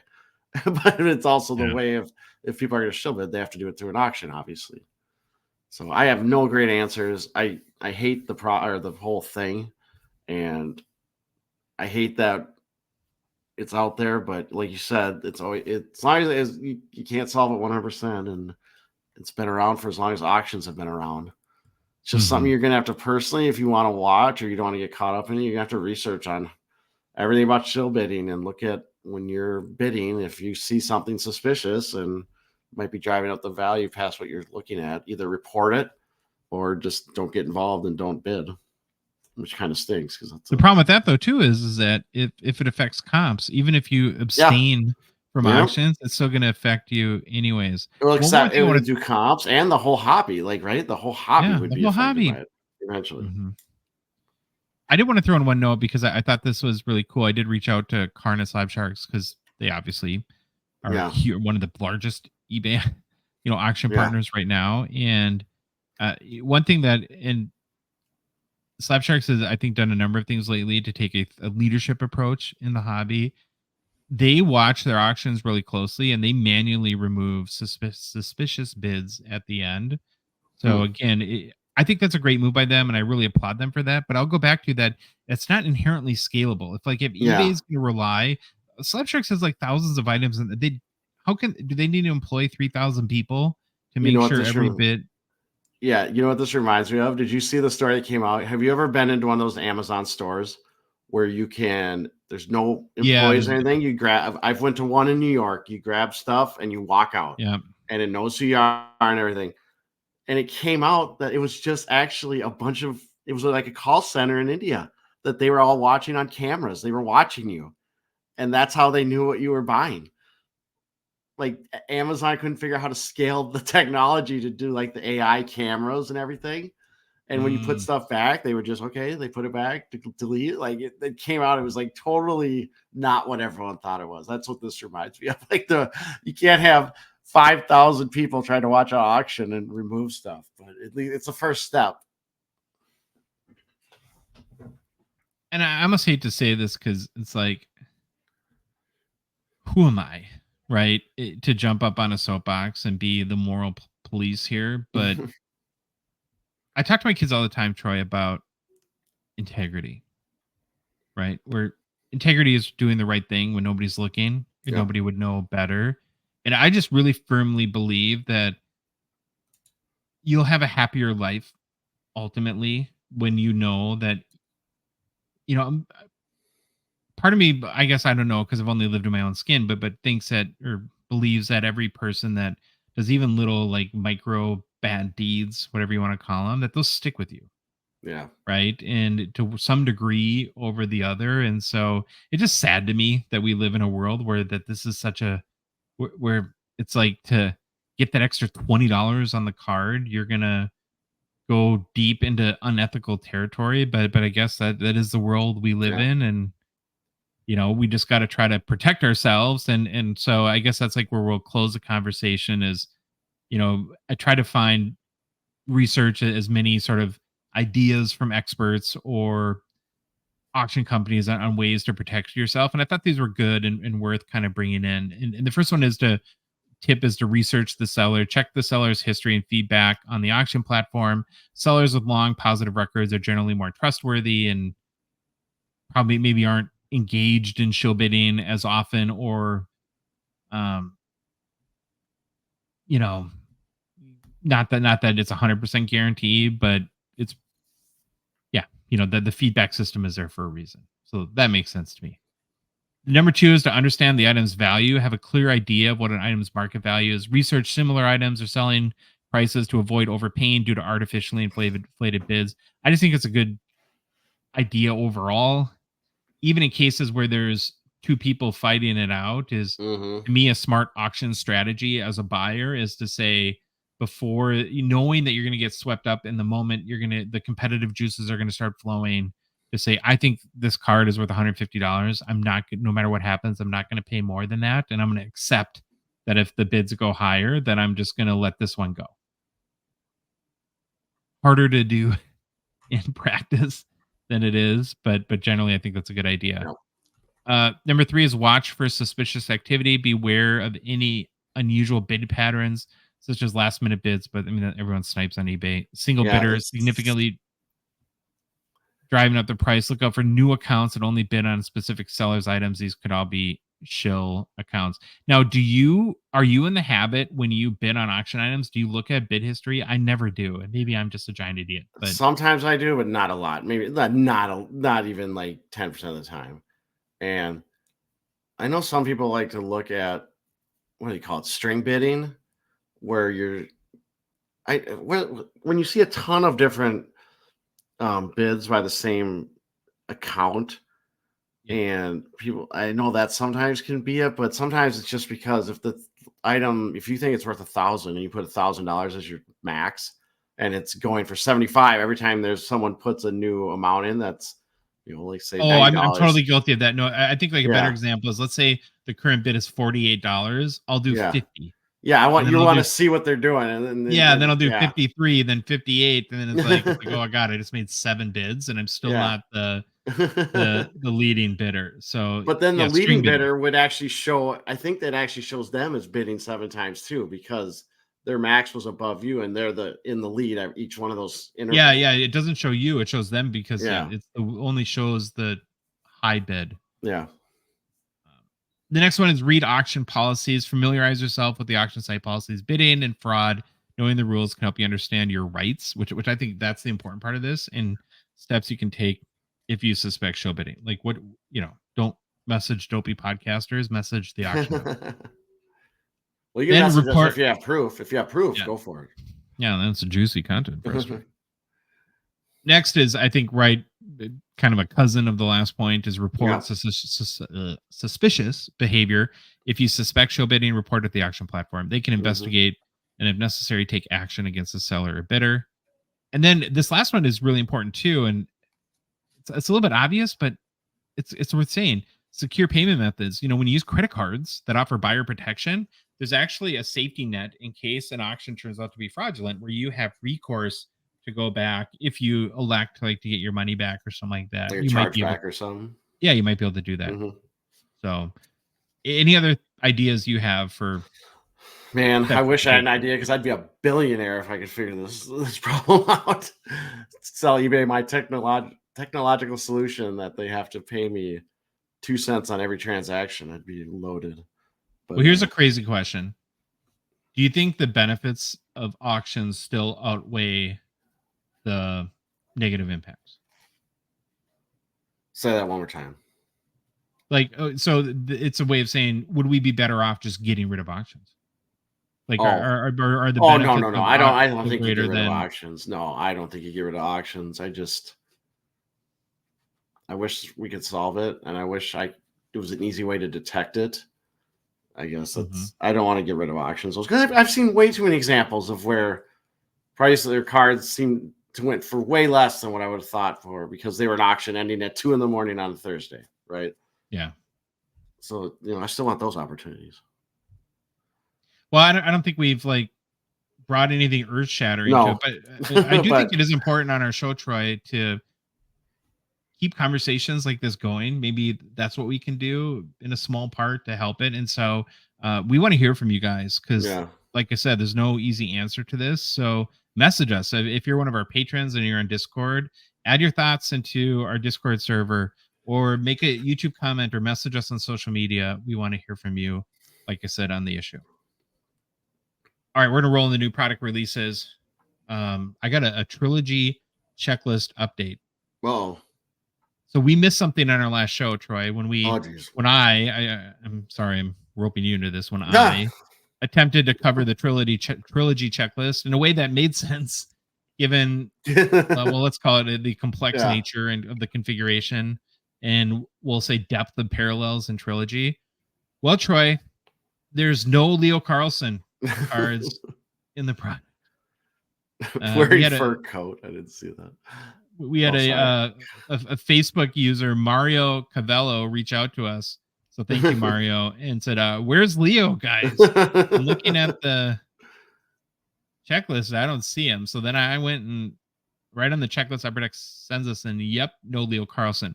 So reached out to Upper Deck because I'm like, wow, this is strange, to see if there's some sort of checklist error or if there are actually no Leo Carlsson cards in 2023-24 Trilogy hockey product. Well, Troy, we can now confirm that it is true, and his cards are not in the product.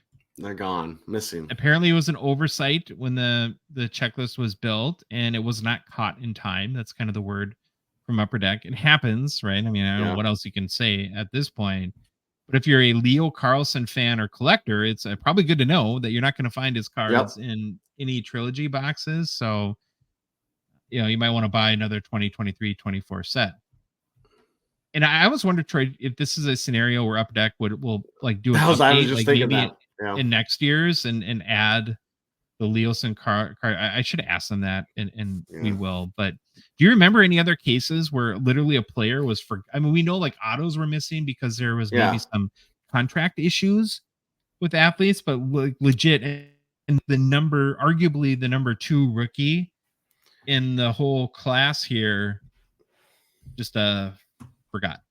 Yeah, I'm sure there's plenty of examples by every company or that's happened. Yeah, it's a mistake. I don't blame anyone. It's not like it's human nature, right? We're all humans. We make mistakes. This is what happened.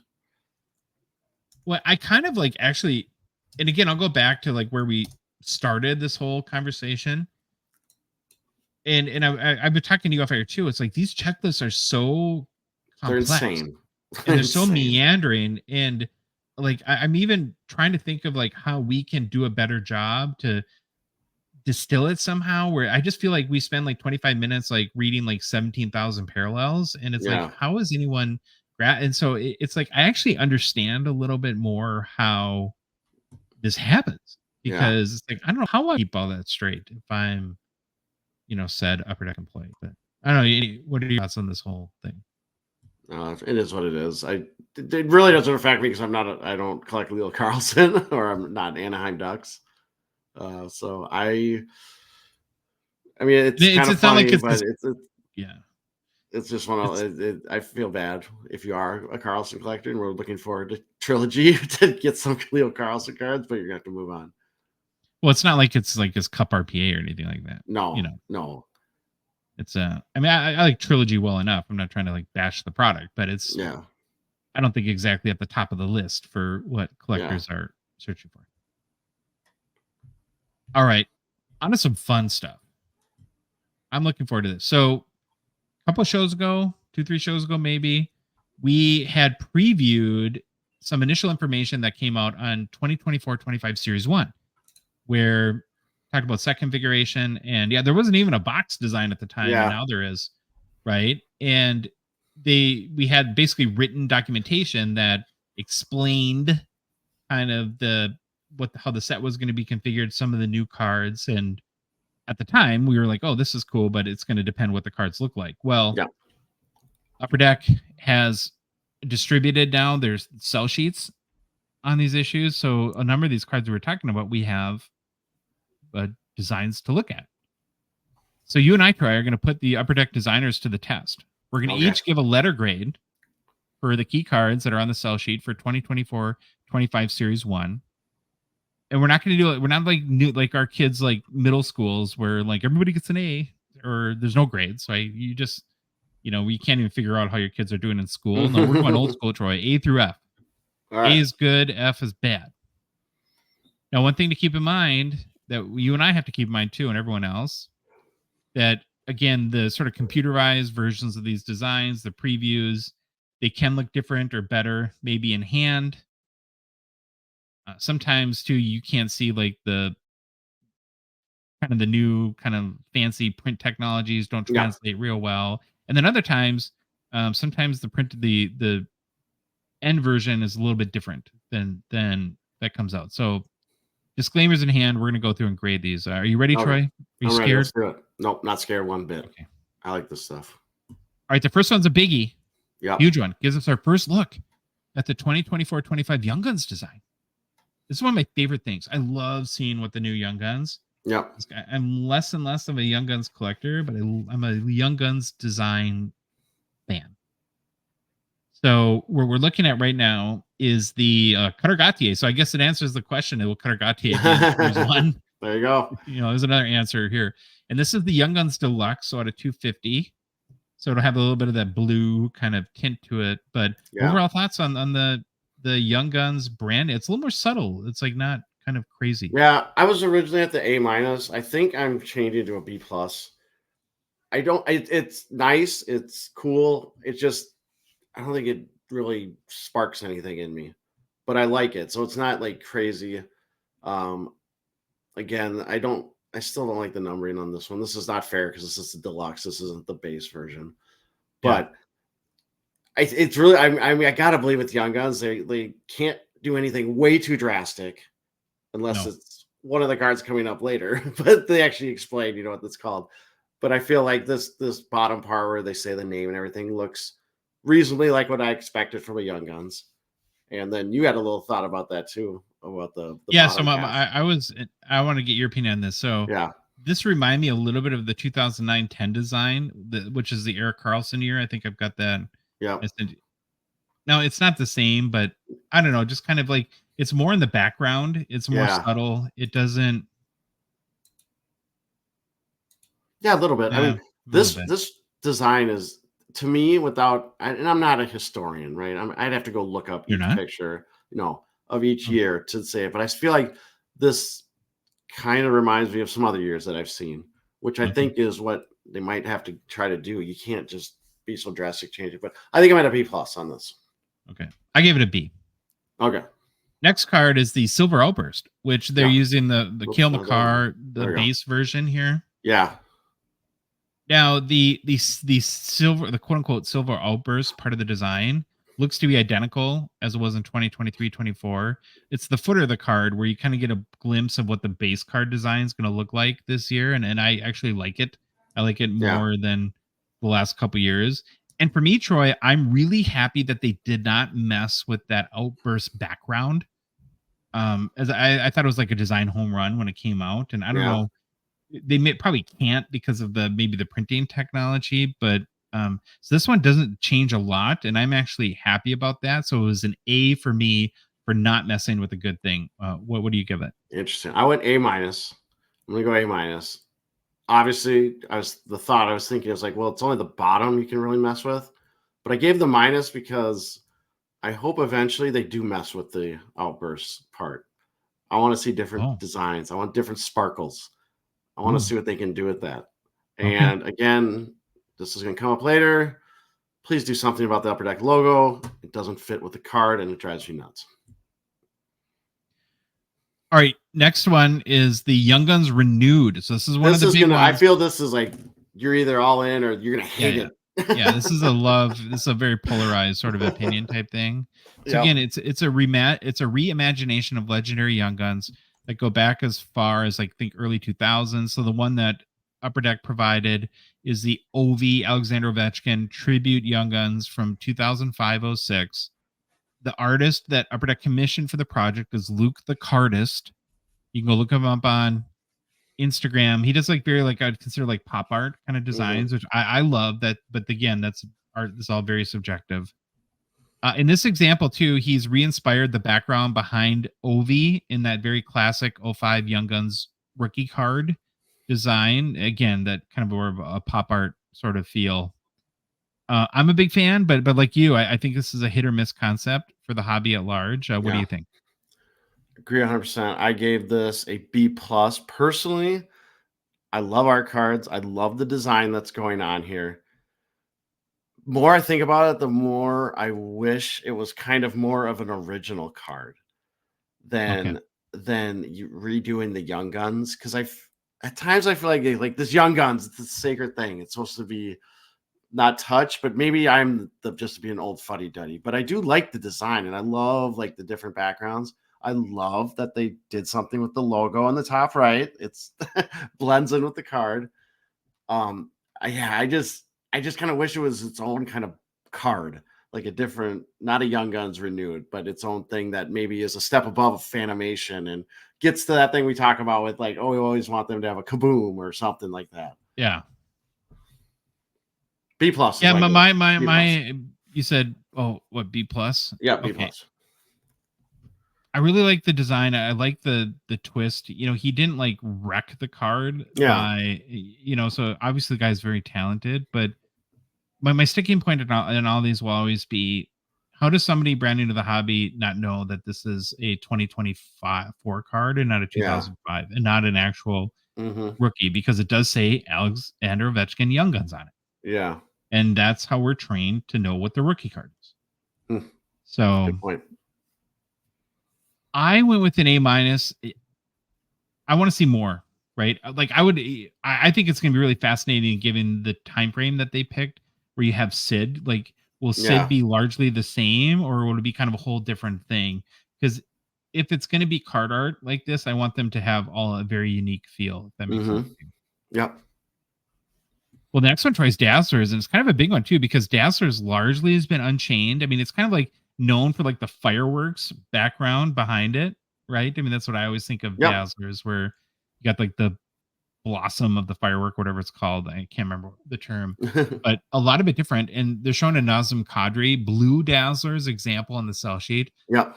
So again, gone are the fireworks, and I don't know what do you call it. It's like sparkles and bubble meets bubbles in the background now. Tiny bubble. No, not tiny bubbles, but then they've really changed the Dazzlers like badging. It's like a neon sign font, and it's not over the top of the card. It's on the left side in the case of the Kadri, and it's vertical. So the D starts at the bottom and then travels up to the top of the card. I'm actually okay with this. I don't know if I love it. It's good. I think Dazzlers was due for a refresh. I still think though, and this is not a design issue, but more of a checklist thing and configuration. But I think the best thing Upper Deck could do to Dazzlers would be add a numbered parallel, right? Like out of 50 or 49 or something like that. Like make it a tough chase. Like a gold Dazzler. I don't know. Oh, gold Dazzler. I don't know if they already have. Copyright. Hockey Cards Gongshow. Upper Deck give us money. We'll invoice you later. I don't know. What are your thoughts on the Dazzlers update? So I gave it a B-. I am not and it's more just remember this all personal preference.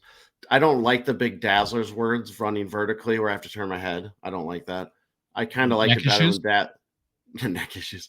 I kind of liked it better when it was at the top or bottom, like kind of self-contained. I'm not a big fan of it having so big and up and down the card.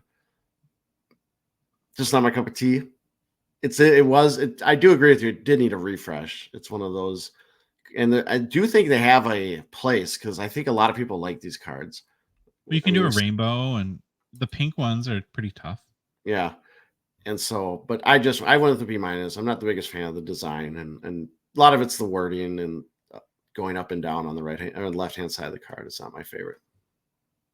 I went B. Okay. But B. But I think you got to convince me to go B-. So I'm going to go B-.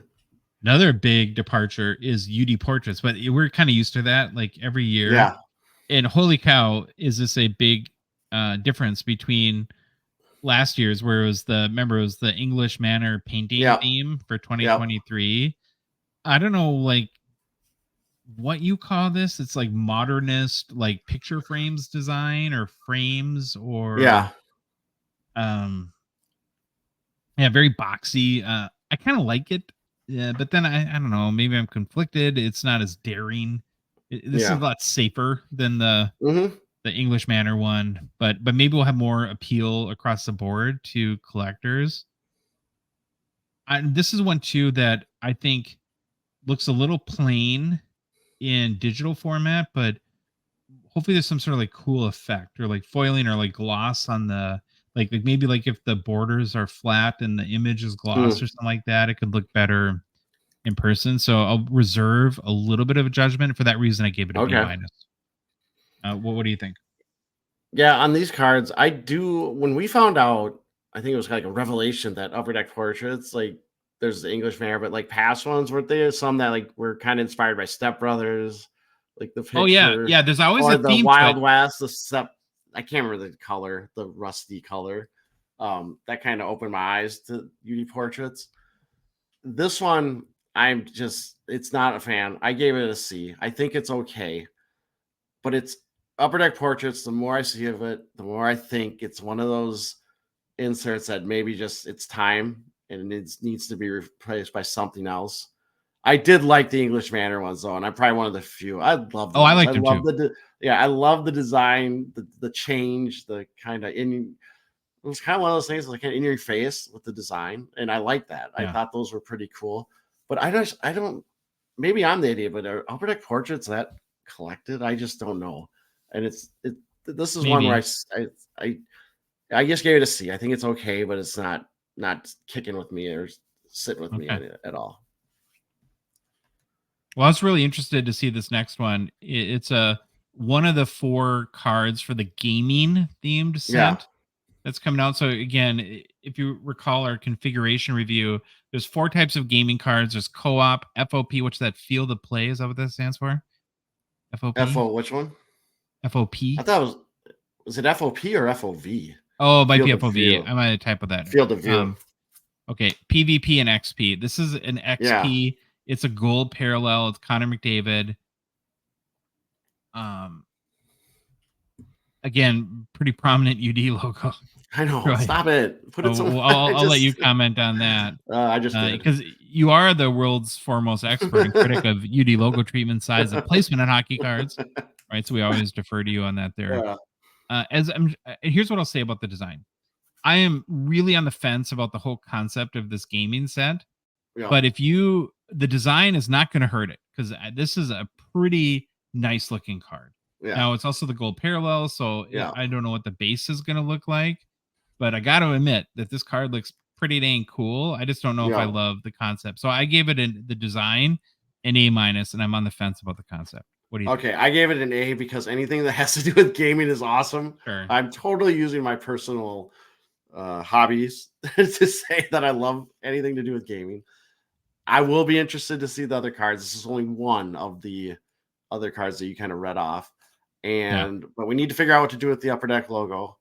I don't like its placement. I don't like its coloring or anything. But at that point, it is what it is. I feel like I've made my disdain known sometimes for how I feel about those. And I like when they blend them in or they kind of color match the logo. Then I mean, I get it. You got to have the logo on it because it's kind of the marketing. You want people to know who makes the cards. But again, for the gaming card itself, I like it as a coin.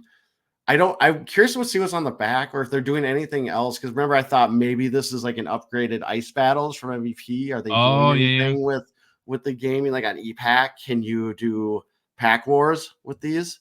And I will be interested to see if that's anything, or is that just me being an idiot and not knowing? But no, I'm all for the gaming. I gave this an A. Okay, there you go. All right, the next one, Troy, A-Lines. That's our next design to grade. It's a card that features the top line for a respective team. So the example card that Upper Deck showed is for the Montreal Canadiens. It's Juraj Slavkovsky, Suzuki, and Caulfield. I believe this is a base version. There's a red out of 99 parallel, and then there's going to be 101 printing plates as well. I just got to say, of the cards we've reviewed so far, this is my least favorite.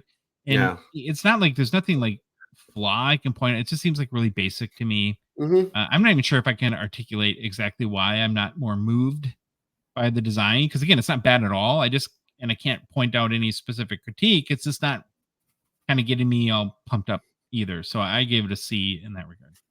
Yeah, I gave it a B-. Again, I'm kind of in the same boat as you. Maybe if I see the wild one, I'll be a little more intrigued or something. Or what if they did retros?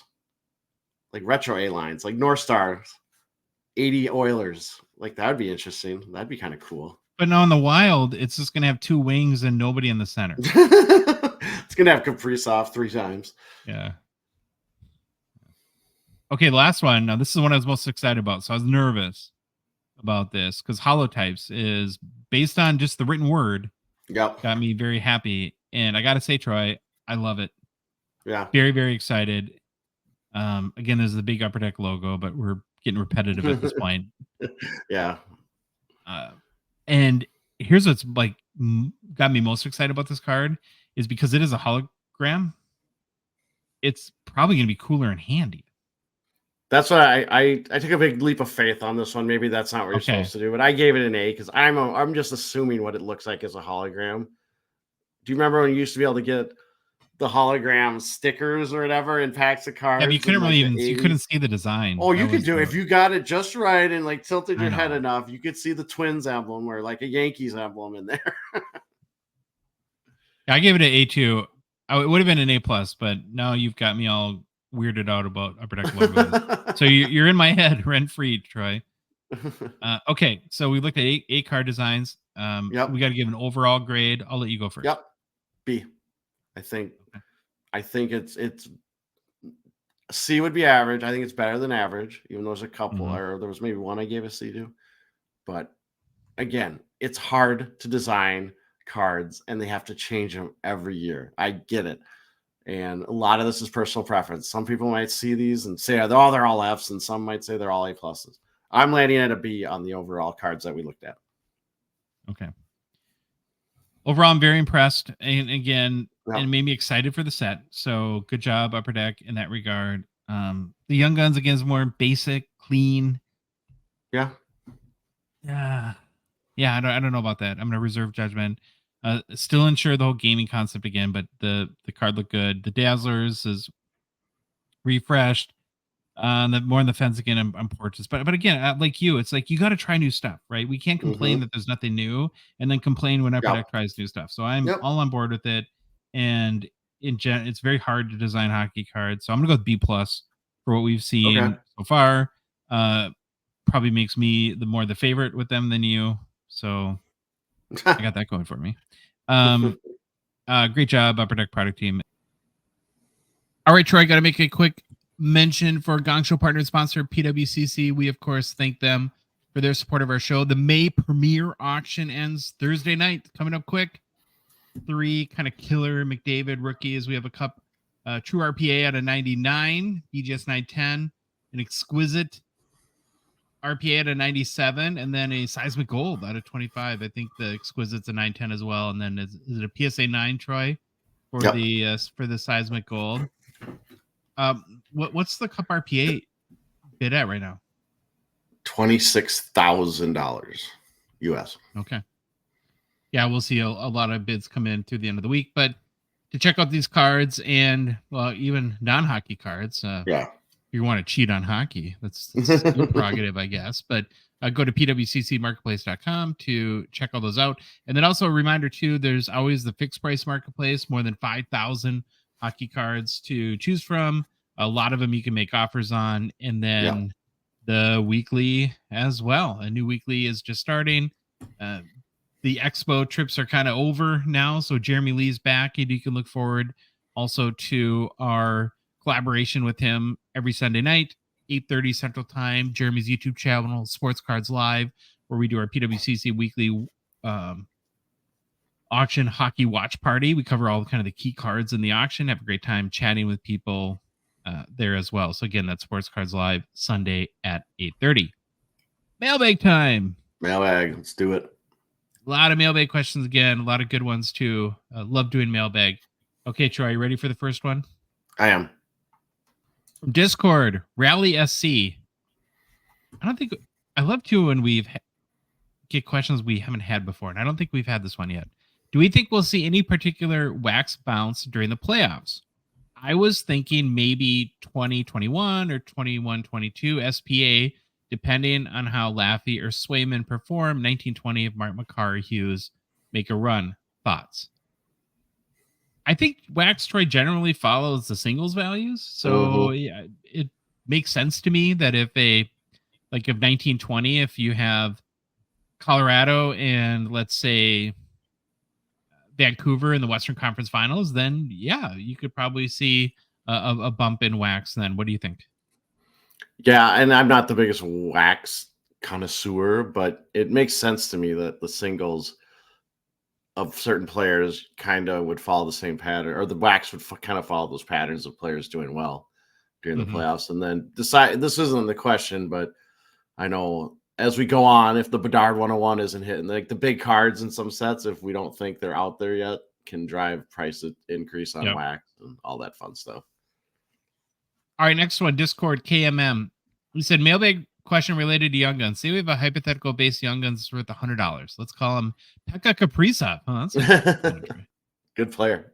What, in your opinion, is Gongshow gospel for the value added worth of the parallels for Pekka's various Young Guns out there? Is it 2 times through 10x or even more? I'm talking about, and he kind of lists them all out from like base to canvas, silver, all the way down the line. It's a really, really good question, and one I think about a lot. Just not prepared to answer it is probably the best way that I could put it, because it's going to take a lot of time, and we've kind of been waiting on this. Remember, this new configuration is very new. Yeah. And I felt that we need like a year for even some of these Series 1 to get enough data, enough sales to, we did some early on sort of comparisons that you can go back and look at. And yeah, between you look at like a base Young Guns to like a high gloss. I think there's some like a 20x or something like that multiplier on it. And then everyone's slotted in between. Now, when it comes to the Gold Outburst 101, I think that's its own beast almost. Yeah. Right. Because you look at like the Bedard where there's the $1 million bounty. There's no other close or comparative to that. So it's really going to depend really on the player. And I think you're going to see on the top guys, much more of an increase when it comes to the 101. But yeah, great question. It's just going to take some time to shake out. Yeah. Discord, High Glass CBJ. What's your opinion on sellers that misprice their cards?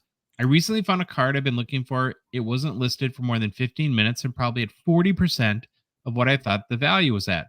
I immediately hit the buy it now and paid. Days later, I was excited for it to arrive and check tracking. The seller had refunded my money and I hadn't noticed. I messaged him and he said he mispriced the card.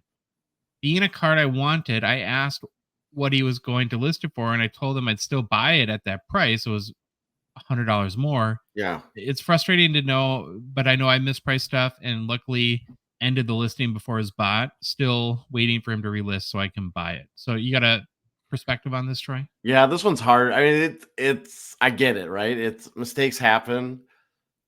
Also, I'm not a big fan of canceling orders. So if I was selling a card, and I guess it depends, maybe how it depends on how much the mispricing was. Was it $20? Was it $2,000? But I guess one of the parts of being a seller on eBay, double, triple check your price or your listing before you put it up. Make sure you have everything right. Now, if it was me, since I sell not a lot of cards and lower value cards if on eBay, I would honor the mistake and just chalk it up to lesson learned, because I wouldn't want negative feedback for something that was my mistake. But I also get it. It's one of those gray areas. Like, what do you do? But if it was me personally, I would honor it. However, I get it if it's a huge difference in what you were intending. But the reverse or the opposite of this is when you price your card and then you sell it, and all of a sudden you start doing comp research after you sell it and see that it's worth a lot more and cancel it, then that's really shady. I don't like that one bit. So I guess that's not really a good answer. It's kind of a gray area, and I get it, but I don't like it. I would honor the price. I think in almost every case, I'm going to try to, if I make a mistake, own it and bite the bullet. Yep. And just, because it goes back to that honor and integrity thing. All right, Discord, Cigar Scott, what are you two's criteria for getting a card graded? If you have any, is it the very little criteria for anything? No. Is it the raw value, scarcity out of 10, 50, etc., low pop count, sentimental value? What do you think, Troy?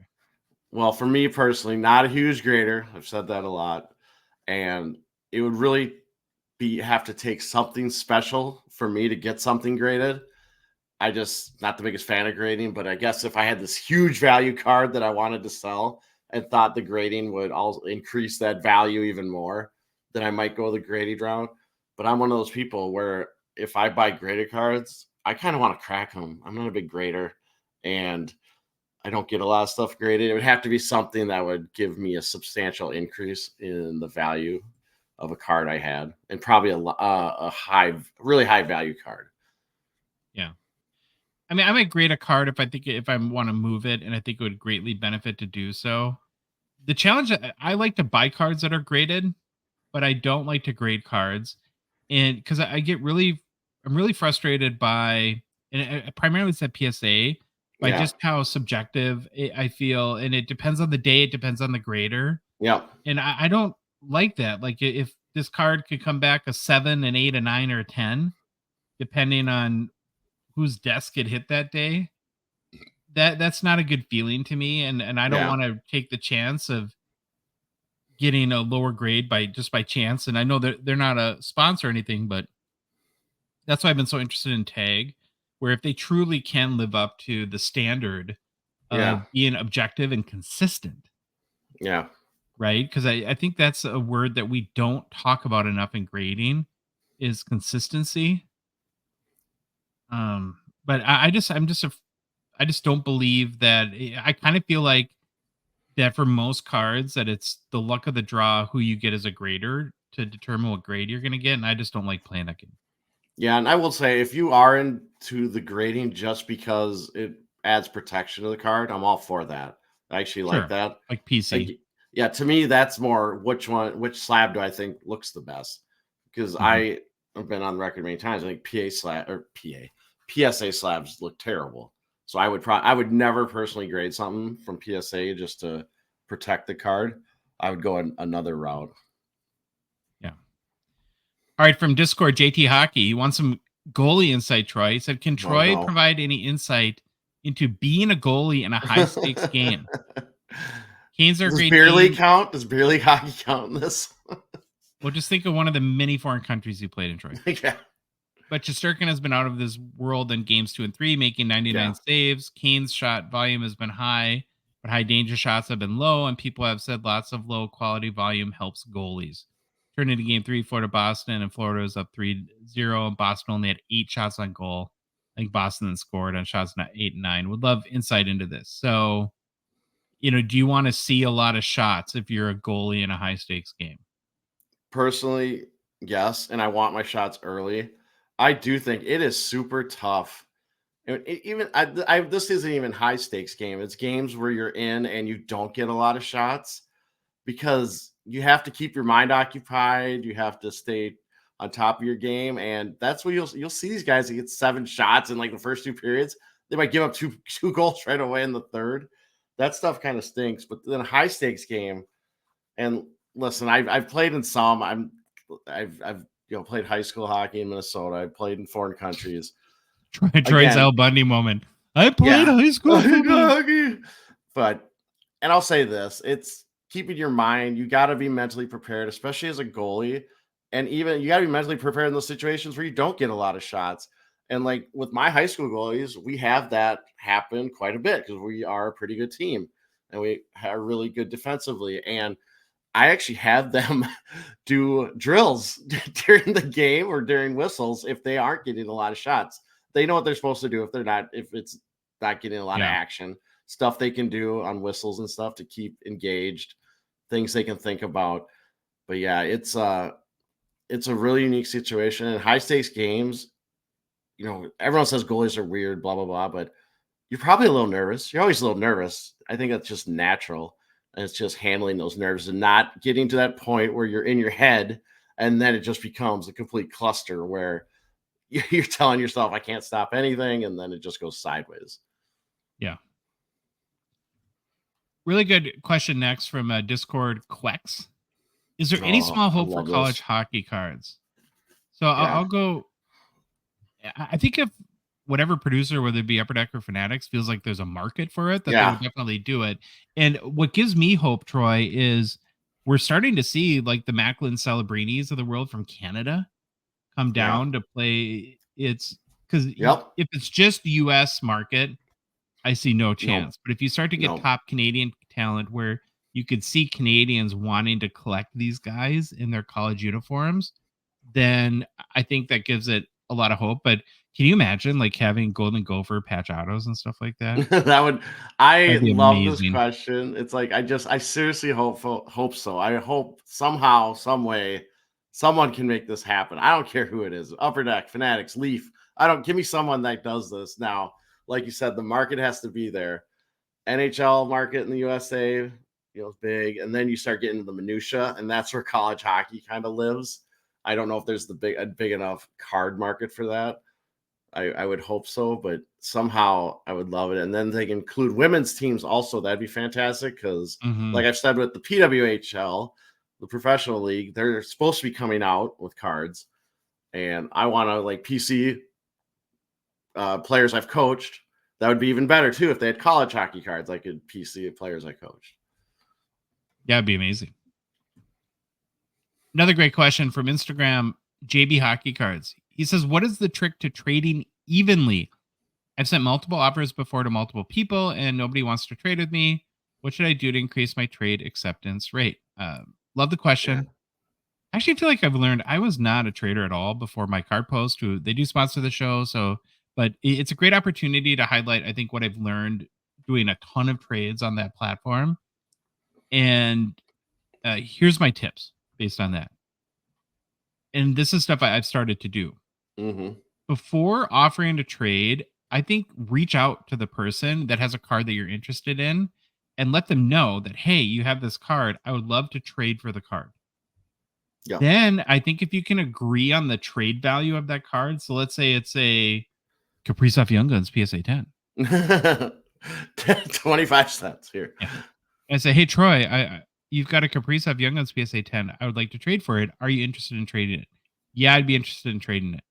Well, based on the values I'm seeing, I would place the trade value at $125. And you're like, well, I bought it for $750, right? And yeah, I want my full price. Dang it. Even though it will never get there ever again. Is that'll tell you right off the bat whether or not like there's a deal that can be had here. So if you reach out and identify a card you're interested in, you guys kind of can agree on what the fair market or trade value is. Then I think when you propose stuff, you have a much better chance. And then you want to ask them like what type of stuff they're interested in too. I have just found out that maybe this is a long-winded way of saying the more you actually communicate and talk about the deal versus just throwing cards at someone and randomly, the much better chance you have to do the deal. And then I think the other thing too is just be patient. Some deals take time. Situations can change on a dime. You might propose a trade that someone says no today, and then a week down the road, a Grail card for them comes up and they need to move a bunch of stuff, and all of a sudden they're your deal is pretty good to them. So that would be my advice. Do you have any advice? No, you do a lot more trades than I do. Kind of the same thing. I love the idea of talking before you even make the trade and kind of getting that baseline value. Because if you reach out to someone that is like a Kaprizov PSA 10 and they think it's $700 because that's what they paid for and they want their money back, then move on. Just go on to the next person. Yeah, it's not going to happen. All right, Instagram, Bearded Wax Rips. Best bang for your buck card value wise, which hockey product would you case break? I feel like a broken record, but I'm sticking with Parker's Champions, and there's two big reasons. First of all, it's $120 a box, and most of the autos are, if not all of them, are on card, and a lot of the non-rookie patches are game used. And then I would even throw in there, Troy, that even though it's a 2022-23 product, where we're not excited about the rookie class, I kind of feel that more people look at Champions as more of like a vets and legends chase. Lots of legend chase, than rookies anyways. Yeah. So it's not as the rookies don't have to carry the set. Yeah. What do you think about 21-22 ice? Because I know you were kind of big on that. I like that too. And the reason why I like it's got the 2020 bonus pack because they didn't produce ice during the COVID year. So you get the exquisite RPAs, the ice premieres, and then the 2020 bonus pack. What's soured me a little bit on that was just the way ice is evolving and the 12,000 parallels of the ice premieres. It's like it's not as exciting to me, that card anymore. But I don't know. I just can't believe that we have these Black Diamond products or other middle tier products where you're looking at like $300 for 6 cards or whatever it is. And it's sticker autos and manufactured patches. Yeah. And then you open a box of Parker's Champions and you pull an Ovechkin patch auto with a game used patch and an on-card auto out of a $120 box. Yeah. All right. I gotta fess up on the next one. I screwed up downloading the video. So we're gonna have to, can we put this one off a week? The video question? Yeah. Okay. Yeah, we can do that. Do you have an opinion on the best bang for your buck on the what wax you? Well, I was gonna say Parker's Champions all the way. I absolutely love that product, and I love the cheap price. $120 isn't really cheap, but I do like. Oh, comparatively, it is. Yeah, comparatively, what you get and what you can hit in it. Yeah, the next question was from Bobby 86 Collectibles. Yeah, he tried something new, which is good. Yeah. I mean, hey, we love you tried a video question. Sorry, Bobby, we'll do it next week. Yeah, I screwed it up. Blame Troy. I'm sorry. Hate mail, care of Troy. All right, then we're gonna move on to Instagram. YS Sport cards. Yep. What is the most iconic set of the cup? Not by rookie class. I'll let you go first. Well, anytime I've seen this question before, kind of different flavors of it. And to me, it's always 2005. It just holds a special place in a lot of collectors' hearts. First year of the cup, all that fun stuff. And what really hit me is when maybe it was the first expo we were at when someone had the full, they have the full set of the rookie autos or something, rookie patch autos of the cup. Yeah, I think they have it at everyone. They had it this year too. Yeah, that thing it's just something to behold and take in. And again, when we had Carvin on the show too, the creator of the cup and exquisite, and talking to him about it, I think to me it's always 2005. It just holds a really special place in a lot of people's hearts. It's the first year of the cup. It's iconic for that reason. You've got like people that collect one of the craziest PWCC auctions we had was somebody had listed a ton of the jersey or the patch parallels. Yes. Yeah, those parallels that were just nuts. People are going bananas over those. Yeah. And you just don't see that with other years of the cup. And I think a lot of people are, they're doing some kind of making some changes with the more recent ones, like what we had limited logos that have non-autos now and stuff like that, maybe over time people will kind of create their own name around that regard. But I think most people, to your point, go back to that initial first cup release from that nostalgia and all the tributes you always see to 05. So yeah. All right, Instagram, EPAC Hockey Cards. From among the players still active in this year's playoffs, who would you most like to see raise the cup? From both a personal standpoint of being happy for that player, but also from a hobby standpoint of that player getting a needed, boost in their market for winning. You want to go first, Troy? I'll go first. For me, McDavid to get the monkey off his back, Laffy so I could read the amount of hate mail Josh would get, because I'm just going to say Josh would get all the hate mail, and then I'll say this. But I don't ever remember you like defending Laffy, jumping in and defending him. Sure, I defended him. What are you talking about? I said wait until the 23-24 playoffs. That's when my man's going to show up. No, I'm just kidding. I was kind of with you on that. Final one, Zach Parise, Minnesota boy. I think it'd be cool if you got a cup. I want to see McDavid and Leon get a cup. So I think I'm pretty solidly in that camp. I think they got beat tonight though, right? No, it's going. I think it's going on right now. It was 3-2 last I saw. Vancouver was up, but again, this is Sunday night. I'm not sure what's going on. Burnsville native Brock Besser has a hat trick. Is that right? Oh, I didn't know that. I saw Draisaitl score, and that was that was about it. Instagram top shelf cookie sniper 88. Jay asked a question. He's got a Hockey Cards podcast you should all check out. He says Minnesota Wild question, and who better ask than the weirdest hockey card podcast duo from Minnesota. Aside from Kirill, who would you consider to be a better card prospect moving forward out of Brock, Boldy, or Rossi? And also, do you guys know a good bridge to jump off when my Bruins lose again to Florida? Yeah, well, just now you know what it's like to be a Minnesota sports fan. So you can just call us up, Jay, and we'll walk you off the ledge. Here's my take on the Wild prospects between Boldy, Rossi, and Faber. I think the best player out of all of them is going to be Faber, hands down. But he's like this minutes eating, he's going to be, for the next 10 years, nobody plays more minutes than Brock Faber. And, nobody passes out of the zone or whatever you call it. But like Brock Faber has never scored like 6 goals in a season in his life. And that doesn't make he might have had like, he got 8 this year. I had to look. Yeah, it was like a career high. So career high. He's not going to score 100 points, and he's amazing. I think he's an awesome Wild PC guy once the rookie kind of buzz fades and his cards are more reasonably priced. So like hockey, quote unquote, like prospect wise, you have Boldy and Rossi.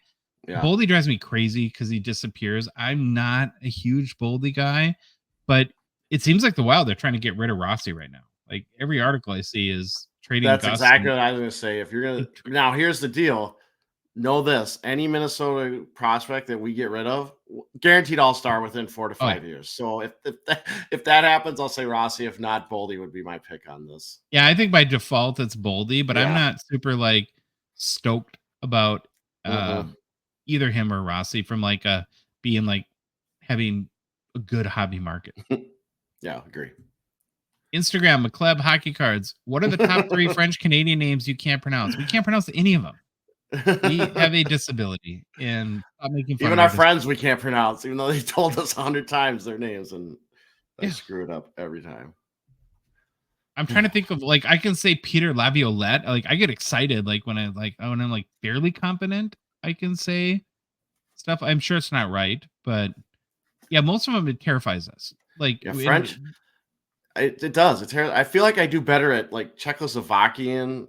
Lots of consonants strung together, but French names just throw me for a loop. Most names throw me for a loop. I put thought to this too. Like I was a Spanish major. Like I can pronounce Spanish names pretty good. And I wonder if there's something to, or maybe I'm just making this up to like what Lopez make myself feel better. Well, if there's something to like the languages are so different that understanding Spanish dialect makes it harder to do. That's stupid. I just suck. There we go. Yeah. Love this next question from Instagram Cards Age. How have your collecting habits changed since starting the Gong Show? Wow, you go first. I was going to give my answer. I don't even know what I was doing when I looked at this question. I think I said, I didn't see the how. And it said, have your collecting habits changed? I'm like, yes, 1,000 times, but it makes no sense. I'll let you go and then I'll jump in. My habits have changed to a massive degree. Yes. And it's just because it comes down to learning. right? The more you learn about something, and this show, because we do a lot of research for it, you have to learn a lot, and you start to really hone in on what you like versus what you don't like. And actually, as I was reflecting on this, Troy, I feel like there was a time where my collecting perspective got worse in the beginning. It's like we started to get a little bit of information Yeah. about the hobby, like enough to make us dangerous, and then it was dangerous. Like I didn't, but then we hit a point where it's like, and I feel like in the last 6 months that I really understand what I like and what Yeah. I value and kind of what I want to collect. I don't get like I would say for the both of us to completely sit out this whole Bedard chase Yeah. shows a total different kind of approach that we take now. Yep. No, I agree with you. And yeah, from the beginning, just learning what I like and what I want a PC and the sets that I really like is a huge thing for me. There was a time when I would just buy anything because it looked cool or I thought it was interesting or it was the new hot thing. I went through a phase of that for a couple months, like we all do. But after you do more research and learning exactly what you like, what players you like, and it's okay to shift your focus on different PC things. And if there's part of your collection that you don't like, get rid of it. If that helps you and focus on something else. Well, you hit on, and I think I talked a little bit about this too, but I just want to, listening to you say that, to me, it's like the more you understand what you want to, like when you are more like, it's not as much as like identifying stuff that you want to buy. It's being able to quickly identify the stuff that you're not going to buy. It's like, oh, this comes out, not for me. Yeah. Right. Where, we were kind of just buying everything for a time. Okay, Instagram, Ryan Moss. Now that the 101 Bedard was pulled from OPG, not. Yeah, I was just doing the same thing. I was like, OPG. Nobody have a heart attack. Very soon. Nobody die. Can the prices return to normal? I wish. It's still $180 here in the US at Dave and Adams. But did you? Yeah, I was gonna look it up while you talked and see what it was. I think for those kind of key sets, they're gonna hold on to dear life with those prices as long as they can. Yep, agree. It's still 180. Yeah. Instagram, Hall of Fame Hockey Cards. Young Guns renewed in 2024-25 flagship. Who would you be excited to see? So the ones that I'm hoping to see are Fleury, Flower, because I think you could do some really cool, given his nickname and personality, designs. Like if Luke the Cardist knows the player personalities well enough. And then just to based on the OV, I kind of already mentioned this. I want to see what the Crosby looks like to compare and contrast those. So with those Young Guns renewed, I might have missed this. Does it seem like they have carte blanche to do any year? I think it's early 2000s through 2013. Okay, early 2000s. To see McDavid or maybe like McKinnon or something like that. But this is where I go back. I would love it if they found a way. It's not really Young Guns renewed, so that's stupid. But I was gonna say, if they could do, I'm still big on my players that didn't get a Young Guns. If maybe this is the way you introduce, like they get a Young Guns through this and have cool art in the background, but that's not really renewed since they never had Young Guns. But yeah, I don't have a better answer. I totally flopped on I thought the year thing. So I'm actually excited to see all of them because I really want to see the art design that they put in the back. Because there's some like cityscapes I think are so cool when cards do that and how they build those out. Is there a Pekka Young Guns? No, he doesn't have a Young Guns. Oh, well, that sucks for you. Yeah, there you go. The next question, Troy didn't think it was real. I got like a random. I didn't. I was like, is this a real question? Yeah. So Billy Celio from what's he from? He worked for. I think he works for like a penny sleeve manufacturer or something like that. He said if Upper Deck made a calendar of its employees, what month would Billy be? So here's Billy the comedian trolling our show again, Troy. Yeah. So I'm going to say January. And the reason is because it's typically the coolest month of the year, and Billy's always too cool to hang with us at the expo. Oh, good point. I was going to go with maybe like August or July and just hanging out by the pool, enjoying a cocktail, living the big life out in California. SoCal life in San Diego, Yeah. where Upper Deck is. Yeah, there you go. They're in San Diego. Mm-hmm. I should know that. You probably should. Yeah, that's cool. That's what I say. Billy would be enjoying the summer with a nice cocktail. Okay. Twitter or X, Sebastian Engelhardt. He said, I noticed that 2020-21, the cup is starting to sell lower in the 750-800 range. What price would the cup have to be at for you to buy one and take a shot at a huge card? All right. First of all, hold on. Sebastian or Cigar Scott? We got a conflict of names here, Josh. Sebastian, I screwed up. Oh, okay. Sorry. Sebastian's like in every week, and he has great questions. So I did you dirty, man. I apologize for that. And we love you too, Cigar Scott. He's from Discord. Yep. Awesome. Okay. So you went with, should I just say what you said? 450 to 500 for you. Yeah, but can I amend that though, really quick? Oh, amend it. Go for it. This again goes back to how maybe I've evolved in the hobby. As much as a D-gen wax ripper I am, I don't know if I would even want to do it at 455 because I just feel like I'm such a fatalist that I would get like complete garbage. It's like I'm just going to buy a single. That's exactly what my thing with the cup is. I'm going to buy the singles I want. I've really gotten into the last, and this has actually been going through on a text string with some of our friends that we've been talking about. Really, I've been on this like binge of going through all the checklists and literally searching all the Upper Deck checklists for cards I want or names that I'm looking for and just keeping that list and then going to look for those cards. Like there's a wealth of information in those Upper Deck checklists that they release. And I've really gotten into searching those for the cards I want. Obviously you don't get the Easter eggs and stuff like that, but, or going through TCDB. And because there's some that you get images of some of the cards if you want to see it. Not all of them, but some of them. But I've been really hunting or doing that kind of research lately. Yeah, my desire to open the cup has gone way down in the past year. Facebook, Brad Winters. Good question. Not sure if it's been asked already, but what is your guys' favorite card you own or a card you regret selling? So I did both. My favorite card is my 2016-17 OPG Glow in the Dark Wayne Gretzky PSA 8. That was an Easter egg.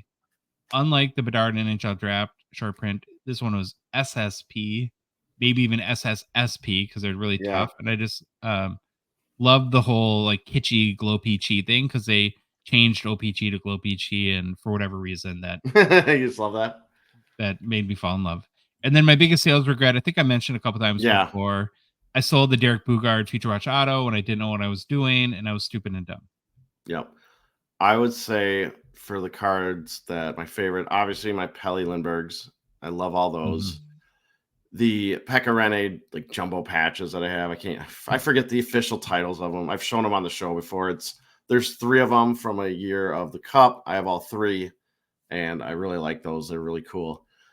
What else was I gonna say? Regret selling. I don't know if I brought this up, but like when I was 10, probably 12 on the playground, at one time I know I had like 5 or 6 Lemieux rookies. And I know I got rid of like 2 or 3 of them for Ron Hextall cards or something. Because I was a goalie, and I always would play during lunch. We'd had a big field, and there was a backstop, and I'd always play the goalie. But we had a kickball, and I was Ron Hextall. And anytime some kid came by me, I would literally push them or shove them down because that's what Ron Hextall did. But I know I traded a couple of those. They were tops Lemieux rookies for Ron Hextall cards, so I regret that.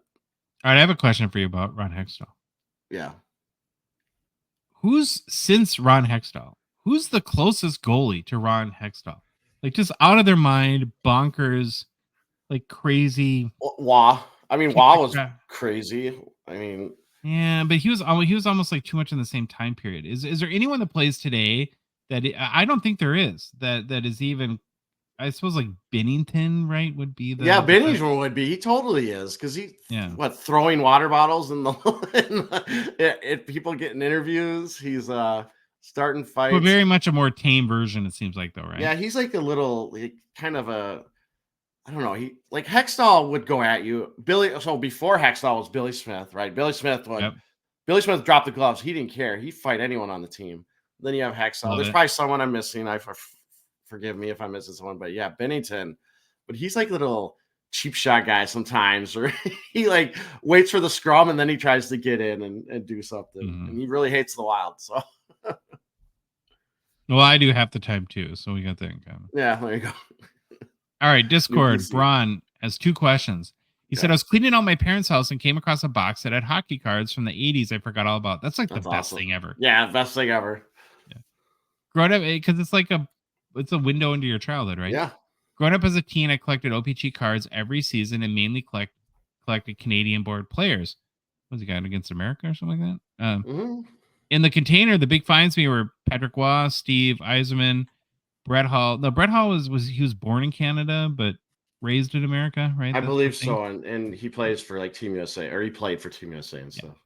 Joe Sakic and Grant Fuhr rookie cards. And wow, they are in excellent condition. Well, that's crazy because mine sure weren't. What cards were your favorite players from the 80s that you still have in your collection? So I was maybe a touch younger than you, Braun. Like I was really late 80s, early 90s when it came to hockey. So like my big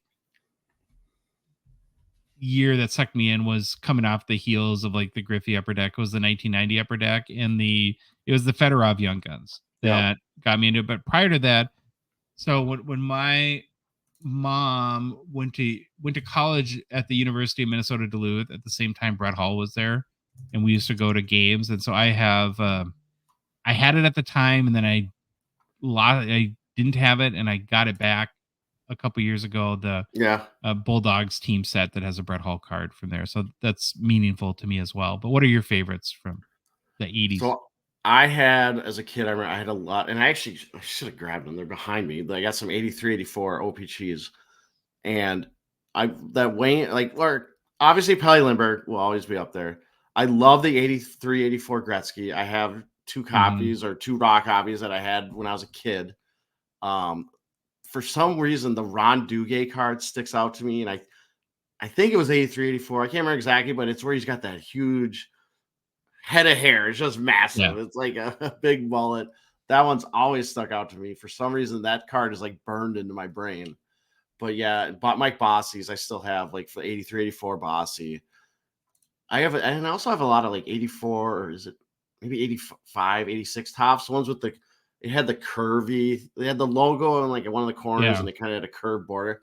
I have like, I know I have like the Mike Bossy, the Gretzky from those, and North Star guys. But yeah, I know I think I have a Cicerelli rookie, but that'd be earlier than that. But yeah, I had a lot of 1990 Pro Set too, like ton of it. Oh, really? I didn't have much Pro Set. Yeah, the Gretzky, Reason the Kings. I think it was probably. I had tons of stickers. I did those sticker books religiously when they came out. Like I have it's the one that I love the most is the one with Gretzky on the cover, like holding the cup, if I remember right. But yeah, I remember walking to it was Kinsmore Drug, and I'd walk up there and get my hockey stickers all the time. All right, Braun had a second question. He said, I finally got around to watching the Making Coco Grant Fuhr documentary. Wow, it was so interesting. He was one of my favorite players in the 80s growing up, but I did not know the full details of his life and career. In it, Gretzky made a statement calling him the best goalie of the planet. I found that to be a pretty bold statement. Many clips of him playing in net, and I was fascinated by how much he jumped up in the air to stop shots. Not sure why he was doing all this jumping. I got an idea on that one. Keep going. Was he short? Well, he was short, but there was a time in Grant Fuhr's life when we're a family-friendly show. He liked nose candy, and he's fully admitted to it. Oh, the booger sugar? Yeah, and he's played games. And if I remember right, I didn't look up before I should have to make sure this was true, but I thought at some point he gave an interview where he said sometimes he saw 3 pucks and he stopped the one in the middle. That was how he did it, and he's been open about that. But I always wondered if like the jumps and stuff was kind of you're on edge and a little shaky. Yeah, that's I have no experience, but Braun calls you Goalie King Troy, and he wants to know your take on where you put Grant Fuhr all time. The one bit of context I'll add, because I've actually heard Gretzky talk a number of times about Grant Fuhr, and I know like statistically He doesn't rank there, and he was Gretzky's goalie. So Gretzky, you got to take it with, he's going to be loyal to his guy. Yep. But the one thing that he says very often about Grant Fuhr is that in the big games, he never let in the next goal. Yeah. Right. So he never let the game get away from them and always kept them in it. And at least to Wayne, he found that as a differentiator for Grant Fuhr. But what do you think about Grant Fuhr in the context of NHL history? Well, when I thought about like Fuhr, where I'd rank him, I said top 20 for sure is where I put him. I mean, I don't think, maybe some people put him below that, but I would say top 20 for sure. Definitely big game goalie, like Gretzky said. He's got cups. Statistically, probably not the greatest, but again, he played during a very high scoring era. So we always got to, I love when people do those era adjusted analysis to see where people rank. And I should have looked up what Fuhr did on some kind of study on that. But yeah, top 20 for sure. All right. Last question from Facebook, Daniel Poulin. Would 2023-24 extended series be a good investment now with so many products out with Bedard in them? Well, I'm going to speak again, Troy, to our evolution in collecting. Yeah. Any box you open is not a good investment. Right? I mean, we open a lot of boxes. We love doing it. It's amazing. It's a lot of fun. And so if the word investment in this question is very important, I would say it is a good investment if you don't open it, because there are a lot. You got the Fantilli and Cooley Young Guns, which Upper Deck save for that. You've got Bedard Young Gun Canvas, and you've got Young Guns Acetates, right? So they're just like we were talking about earlier with the 2021-22 Ice. You got a lot of different opportunities to hit a big card, but we're terrible at buying boxes and then not opening them. So that would never work for us. Anything to add to that? I agree. Nope. Young Guns Acetates are the fun thing for me in extended. So, like Josh said, if you buy, I would like to own one day. I've never had one. No, neither I. Okay, personal pickups. What do you got? Big fat nothing. I don't know. I'm selling on ComC. I'm dumping my junk on ComC, but I haven't. I showed the 3 cards I got last week. Yeah, nothing. You were on quite a tear. I was on a tear. The slowing has slowed down. It was 33 in my first 2 days, and now I think I've sold 2 additional ones. Well, personally, I had a really big pickup. Yeah, you're crazy. And my card post for the win. Yeah. They, of course, sponsor our pack opening videos, but I've been chatting on my card post since prior to the expo, trying to work out a deal with another collector, and it finally happened. So I was able to pick up this 2022-23 Allure Wayne Gretzky 16-bit SGC 9.5.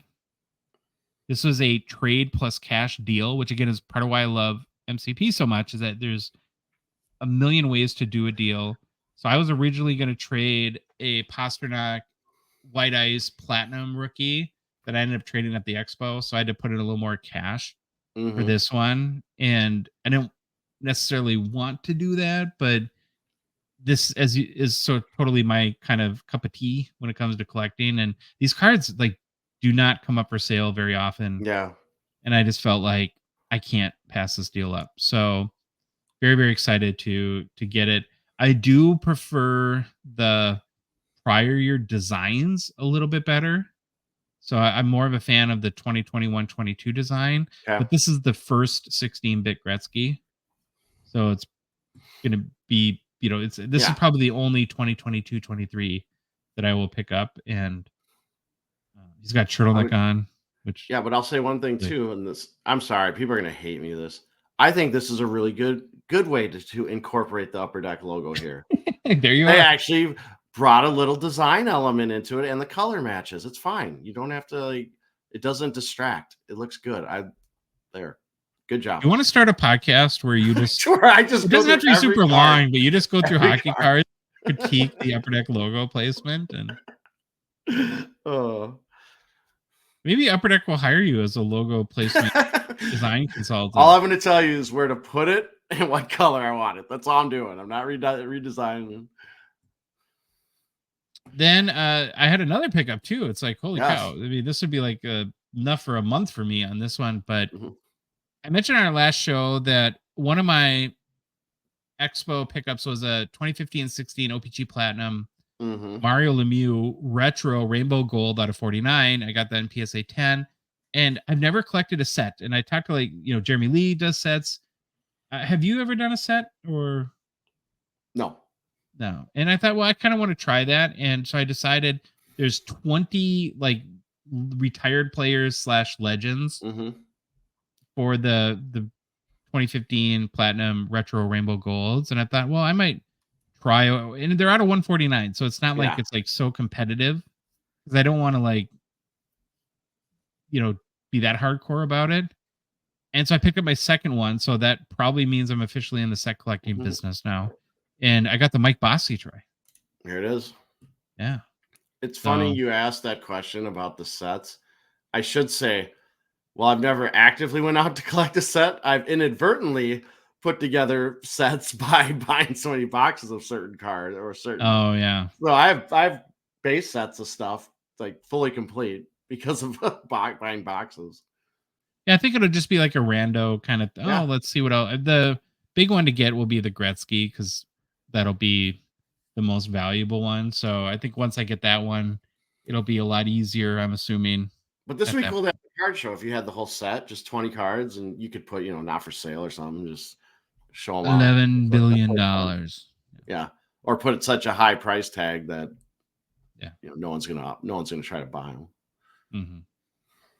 All right, well, that's our show. If you like the episode, please leave a rating and review on Apple, Spotify, whatever podcast app you listen to us on. If you love the show, you want to support us, you want to chat with us every day on the Hockey Cards Gongshow Discord server, please consider a $5 a month donation. Join our $1.99 support level tier on Patreon. Link is in the show description on all the podcast apps and YouTube as well. It's in our Instagram, TikTok profile. You can go to our website, hockeycardsgongshow.com, and click on the Become a Patron link, or go to the Patreon website, patreon.com, and search for Hockey Cards Gongshow. We're on social media. Hey, follow us on Facebook, Instagram, TikTok, Twitter, and YouTube. And Troy, the Hockey Cards Gongshow podcast is a production of Dollar Box Ventures LLC. Have an awesome start to your week, and we can't wait to be back on Thursday.